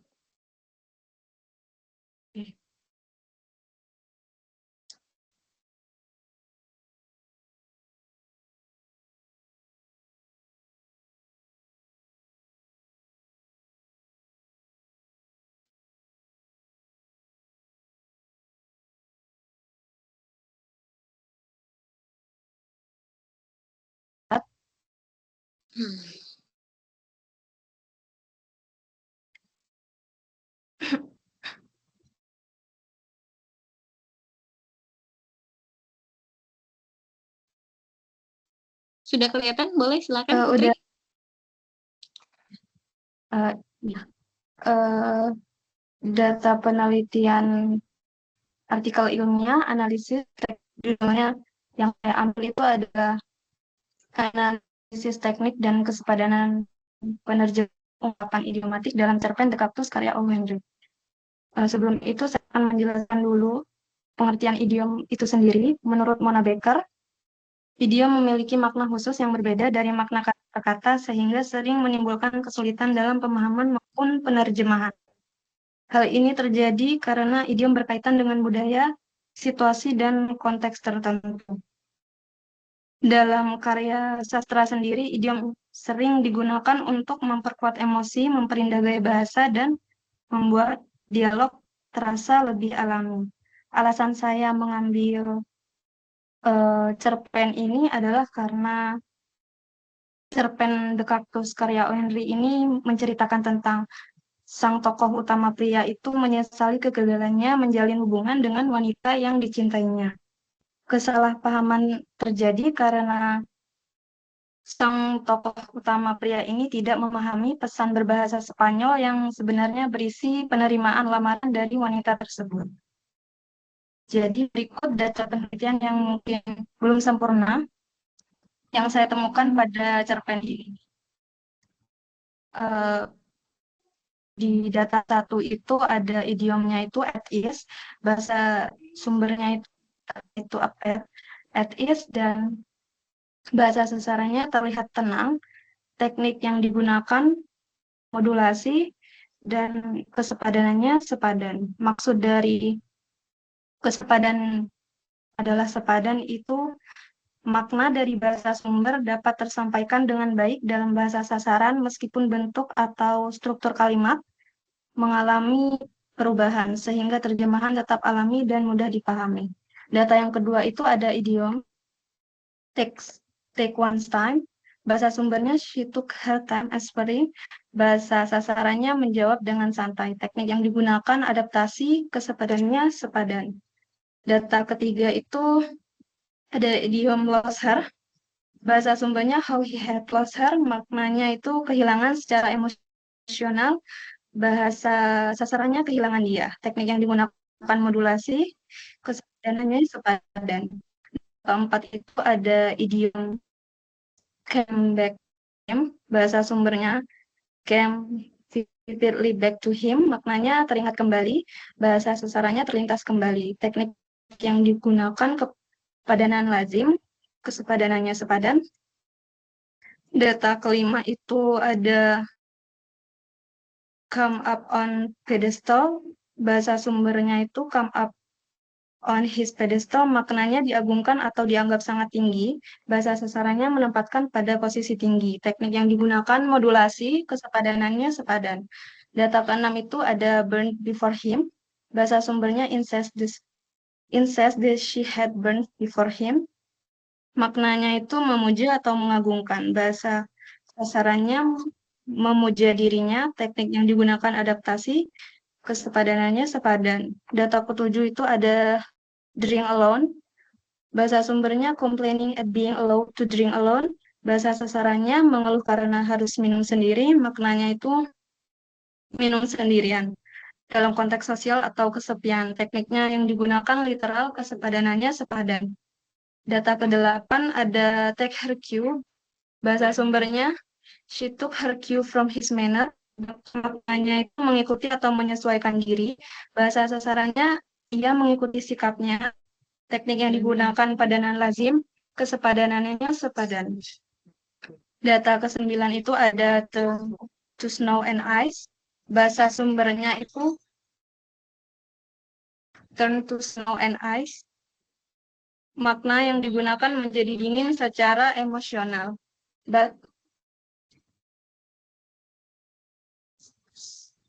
Bahasa sasarannya menjadi dingin dan acuh. Teknik yang digunakan modulasi, kesepadanannya sepadan. Data ke-10 ada drift apart. Bahasa sumbernya they had drift apart. Maknanya menjauh secara perlahan. Bahasa sasarannya mereka semakin menjauh. Teknik yang digunakan padanan lazim, kesepadanannya sepadan. Data ke-11 what the deuce. Bahasa sumbernya what the deuce is the matter. Maknanya ungkapan heran atau kesal. Bahasa sasarannya ada apa sih? Teknik yang digunakan adaptasi, kesepadanannya sepadan. Data ke-12 itu ada is your consent. Bahasa sumbernya take something to is your consent.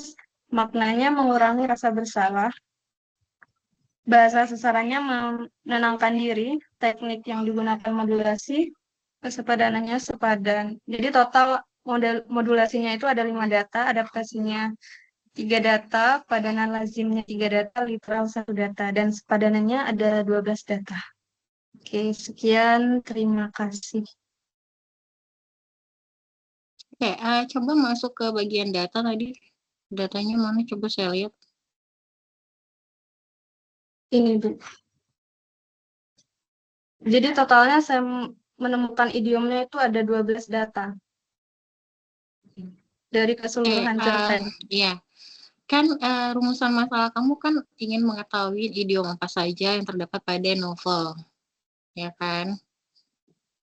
Iya. Kemudian teknik penerjemahan apa saja yang cerpen ya. Teknik penerjemahan apa saja yang digunakan dalam menerjemahkan idiom pada cerpen The Cactus karya O. Henry. Oke. Nah, untuk yang idiom ini, karena kita ingin mengetahui idiom apa saja, berarti kamu harus klasifikasikan dulu data idiomnya. Apakah dia termasuk pure idiom, apakah dia termasuk semi idiom, gitu ya.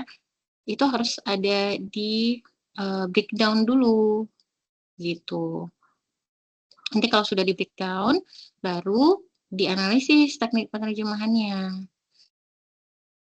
Kan ini belum ada nih, kamu buat kan? Apakah dia termasuk si semi idiom kah? Apakah dia termasuk pure idiom kah? Gitu ya. Atau dia termasuk idiom murni, idiom tidak, semi idiom dan lain sebagainya. Jadi harus diklasifikasikan dulu, itu yang pertama. Nah, yang kedua baru tekniknya, teknik penerjemahannya. Kemudian kamu harus pastikan dulu apakah idiom ini, kalimat ini termasuk idiom atau tidak. Jadi dalam rumusan masalah kamu itu nanti yang pertama adalah kamu identifikasikan dulu idiomnya. Apakah dia pure idiom, apakah dia semi idiom, dan lain sebagainya. Kemudian yang kedua baru teknik penerjemahan apa saja. Nah, untuk teknik penerjemahan ini kamu gunakan si Eugenida ya, untuk teorinya. Iya, Bu. Iya. Terus kemudian yang ketiga adalah kesepadanan makna. Kesepadanan makna ini kamu gunakan teori siapa? Nababan. Jadi ketika kita menentukan dia sepadan atau tidak sepadan itu dari mana? Ya kita analisis berdasarkan teori.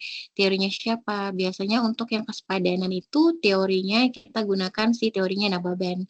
Dia nanti akan mencari kesepadanan itu berdasarkan kualitas terjemahannya, gitu ya. Jadi penelitiannya itu akan lebih fokus, terukur dan jelas gitu. Jadi nggak kemana-mana.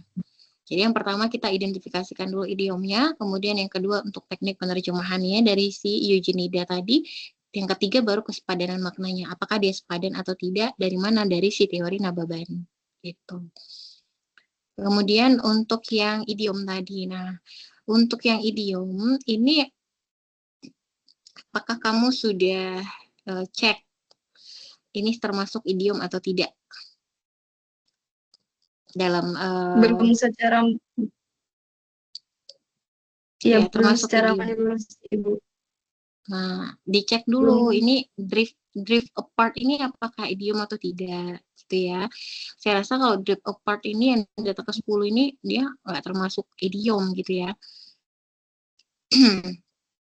Kemudian kalimat lainnya gitu. Jadi cek dulu ya kayak take her cue ini apakah dia termasuk idiom atau tidak gitu ya. Karena kalau dilihat dari analisis data kamu nih take her cue, kemudian she took her cue from his manner gitu ya. Maknanya mengikuti. Ini makna literal kan. Kemudian BSA-nya ia mengikuti sikapnya. Berarti kan sama nih. Ini kan bukan idiom berarti. Idiom itu apa sih sebenarnya gitu. Kamu harus tahu dulu idiom itu apa. Jadi cara kita menentukan kalimat ini idiom atau tidak itu juga harus dipastikan lagi gitu. Ya jadi kalau yang seperti ini nih dia bukan idiom berarti. Ya kan? Iya, baik Bu. Nah, nanti dipastikan dulu datanya. Nanti kalau misalnya sudah, nanti baru kabari saya lagi. Ya. Kalau di Apakah ada saya ini minimal beberapa idiom? data itu yang sebenarnya bukan idiom gitu. Jadi coba kamu cek lagi datanya. Memang dia ada beberapa yang merupakan makna, mungkin ya kayak take her cue ini kan dia ungkapan idiomatik misalnya atau idiom expression, tetapi makna idiomatiknya itu bukan sekedar mengikuti atau menyesuaikan diri gitu ya, tetapi kalau misalnya kita dalam kalimat take someone's cue misalnya, take someone's cue itu kan dia artinya bisa mengikuti petunjuk atau mengikuti meniru tindakan atau mengetahui kapan harus bertindak dan lain sebagainya. Nah, dalam konteks sastra itu kan dia beda gitu. Apakah idiom ini menunjukkan mengikuti arahan, apakah mengikuti petunjuk dan lain sebagainya. Jadi harus ada penjelasan gitu. Jadi kalau take her cue ini dia harus ada konteksnya apa gitu. Jadi padanan lazim padanannya ini lazim atau sepadan ya, atau kita sebut dengan kualitasnya itu sepadan menurut Nababan gitu. Jadi harus kita tahu nih analisisnya bagaimana. Tuh. Yang menjadi data ini harus dipastikan dulu apakah dia idiom atau tidak, itu satu. Kemudian kalaupun dia idiom, apa makna idiomnya? Kalau misalnya kita tidak temukan dalam literalnya, kita masukkan coba dia ke dalam kalimat gitu. Kalau kita masukkan dia ke dalam kalimat, apakah dia bisa menjadi idiom gitu, ya. Jadi dicek lagi. Kalau yang kalimat yang lainnya itu nanti kita cek secara ini ya, keseluruhan lebih mendalam lagi. Oke, saya rasa itu dulu untuk Putri ya. Apakah iya Ibu, Ibu izin bertanya, idiom ini Silakan. ada minimal data yang harus ditemukan atau kita hanya semenemukannya aja di cerpennya? tidak, kalau dalam penelitian itu kita tidak menentukan berapa data yang harus ada. Jadi kalau di dalam cerpen itu ada 100 data misalnya, ya 100 data itu kita ambil. 100 data itu kita ambil sebagai data ya, artinya yang kita tampilkan bahwa ternyata ada 100 data yang menggunakan pure idiom sekian data, yang menggunakan semi idiom sekian data gitu ya. Kemudian yang menggunakan teknik ini sekian data, menggunakan teknik itu sekian data gitu. Jadi tidak semua keseluruhan data kita masukkan. Kalau misalnya 100 ya. Tetapi kalau misalnya datanya itu hanya 10-an bentuknya, misalnya 10, 20 gitu ya. Ya ke 20 itu ya ada kita masukkan ke dalam pembahasan tadi gitu. 10-nya gitu ya, kita masukkan ke dalam pembahasan. Jadi tidak ada batasan data. Kalau misalnya kita temukan idiomnya cuma 10, 12 gitu, apakah boleh? Ya boleh aja, nggak masalah gitu. Sesuai dengan apa yang kita temukan. Tidak berarti dalam penelitian itu, yang disebut penelitian itu adalah 100 data, 200 data gitu. Tidak seperti itu. Tidak seperti itu ya, sesuai dengan temuan apa yang kita temukan dalam data kita tadi. Makanya kita batasi sampai 500-700 data kata ya, kata. Artinya kita berharap dari 700 kata itu terdapat data yang kita miliki gitu atau kita butuhkan gitu. Makanya tidak banyak karena mengingat kita juga waktunya cuma sedikit gitu ya. Hanya aja kurang lebih 2 bulan untuk menyelesaikan artikel ilmiahnya. Makanya dibatasi sampai dengan 700 kata. Dianggap 700 kata ini bisa mewakili data. Misalnya dari 700 kata kan tidak semua 700 kata termasuk idiom kan gitu. Kan? Mungkin dari 700 kata yang termasuk idiom hanya 10 atau hanya 11 misalnya, atau ada 12, ya nggak apa-apa. Kita sebutkan aja sesuai dengan hasil temuan analisis kita. Baik, Ibu. Oke, Putri, seperti itu ya. Karena kan kamu ini idiom ya. Idiom itu kan kita melihatnya apakah ada kata-kata ini atau gabungan kata ini atau perasa ini memiliki makna khusus yang tidak bisa dipahami secara harfiah gitu ya. Artinya tidak bisa dipahami secara harfiah dari kata-kata penyusunnya. Harfiah itu secara literal ya, secara aslinya gitu kita tidak bisa pahami dari perasa tersebut misalnya. Jadi kayak take her cue gitu misalnya, take mengambil, kernya gitu, cue apa gitu ya. Jadi kalau digabung jadinya apa? Tidak seperti itu ya. Kalau misalnya idiom itu artinya keseluruhan perasa itu memiliki arti lainnya dari arti yang sebenarnya begitu. Seperti itu. Ya. Misalnya contohnya nih ada kalimat it's raining cats and dog gitu. Bukan berarti ini hujan kucing dan anjing seperti itu ya. Secara literalnya kan kita bisa menerjemahkannya begitu. It's raining cats and dog gitu. Bukan berarti ya hujan kucing dan hujan anjing gitu. Bukan hujan secara yang benar-benarnya, tetapi karena ada banyak anjing dan kucing seperti itu ya. Jadi bukan sekedar bukan banyak kita sebutkan it's raining cats and dog itu bukan artinya itu ada banyak anjing dan kucing, bukan gitu ya, tetapi artinya hujan deras gitu. Itu disebut dengan it's raining cats and dog. Arti secara terjemahannya adalah hujan deras, bukan ada banyak hujan anjing dan kucing misalnya, atau kita bisa hilangkan hujannya kita bilang ada banyak anjing dan kucing gitu. Bukan itu istilahnya, tetapi it's raining cats and dog itu istilahnya adalah hujan deras. Jadi kalau kita mengatakan hujan deras, oh it's raining cats and dogs gitu. Artinya ya hujan deras gitu. Jadi bukan hanya kalimat yang literalnya itu gitu. Sama kayak tadi take her cue ya. Take her cue itu bukan mengikuti cue gitu ya. No, bukan.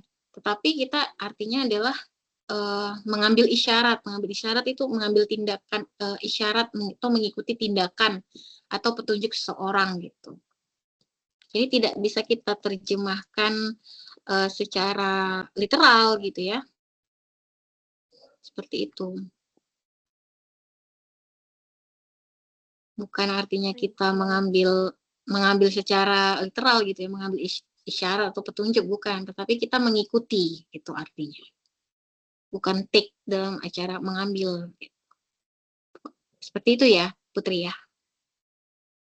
Iya, Dan itu sih, Bu. teman-temannya yang Berarti lainnya ini ya. nanti identifikasi Jadi take her cue itu bisa idiom dijadikan dulu. idiom gitu ya, ketika konteksnya ada gitu.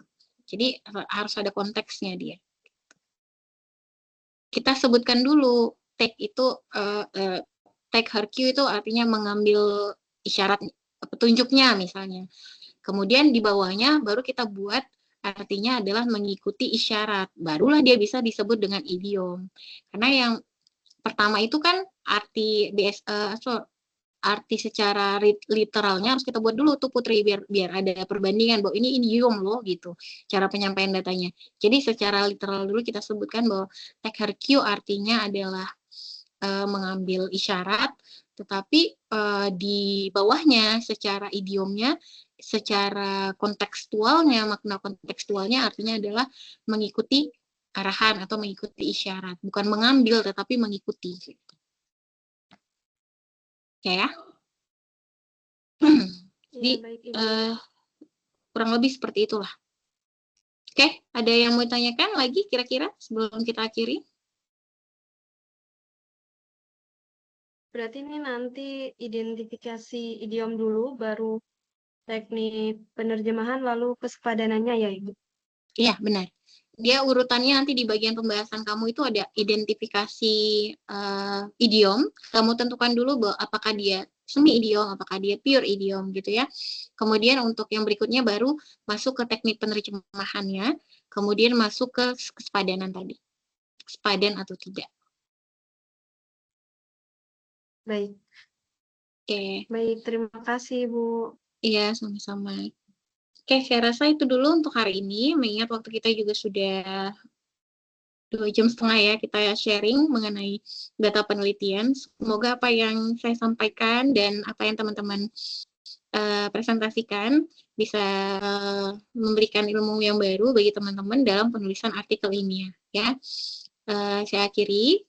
Terima kasih atas segala atensi, kerjasama, dan presentasi yang sudah teman-teman hadirkan pada hari ini, pada malam hari ini. Terima kasih sekali lagi saya ucapkan. Dan saya akhiri dengan wassalamualaikum warahmatullahi wabarakatuh. Selamat malam dan selamat beristirahat semuanya.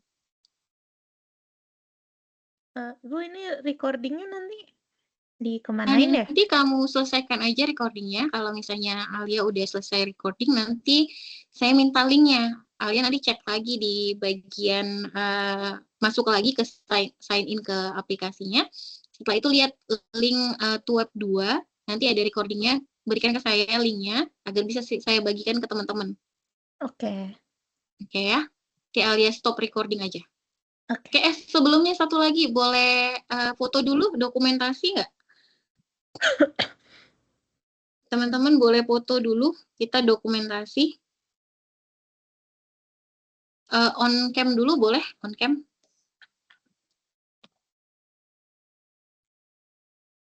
Kita dokumentasi dulu sebentar, setelah itu baru kita selesaikan ya.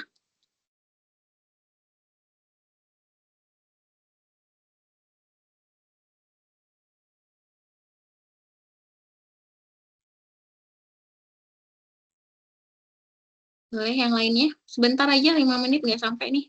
Kita dokumentasi dulu ya, boleh. Biar bisa saya buat laporannya. Alia boleh, Putri? Nggak ada kameranya, Ibu.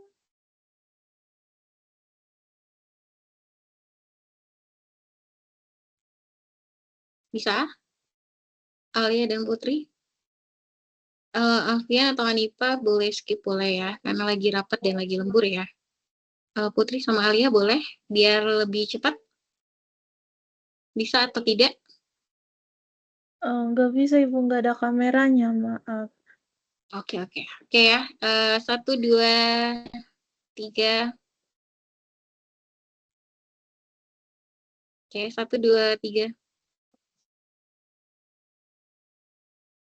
1, 2, 3. Oke, terima kasih semuanya.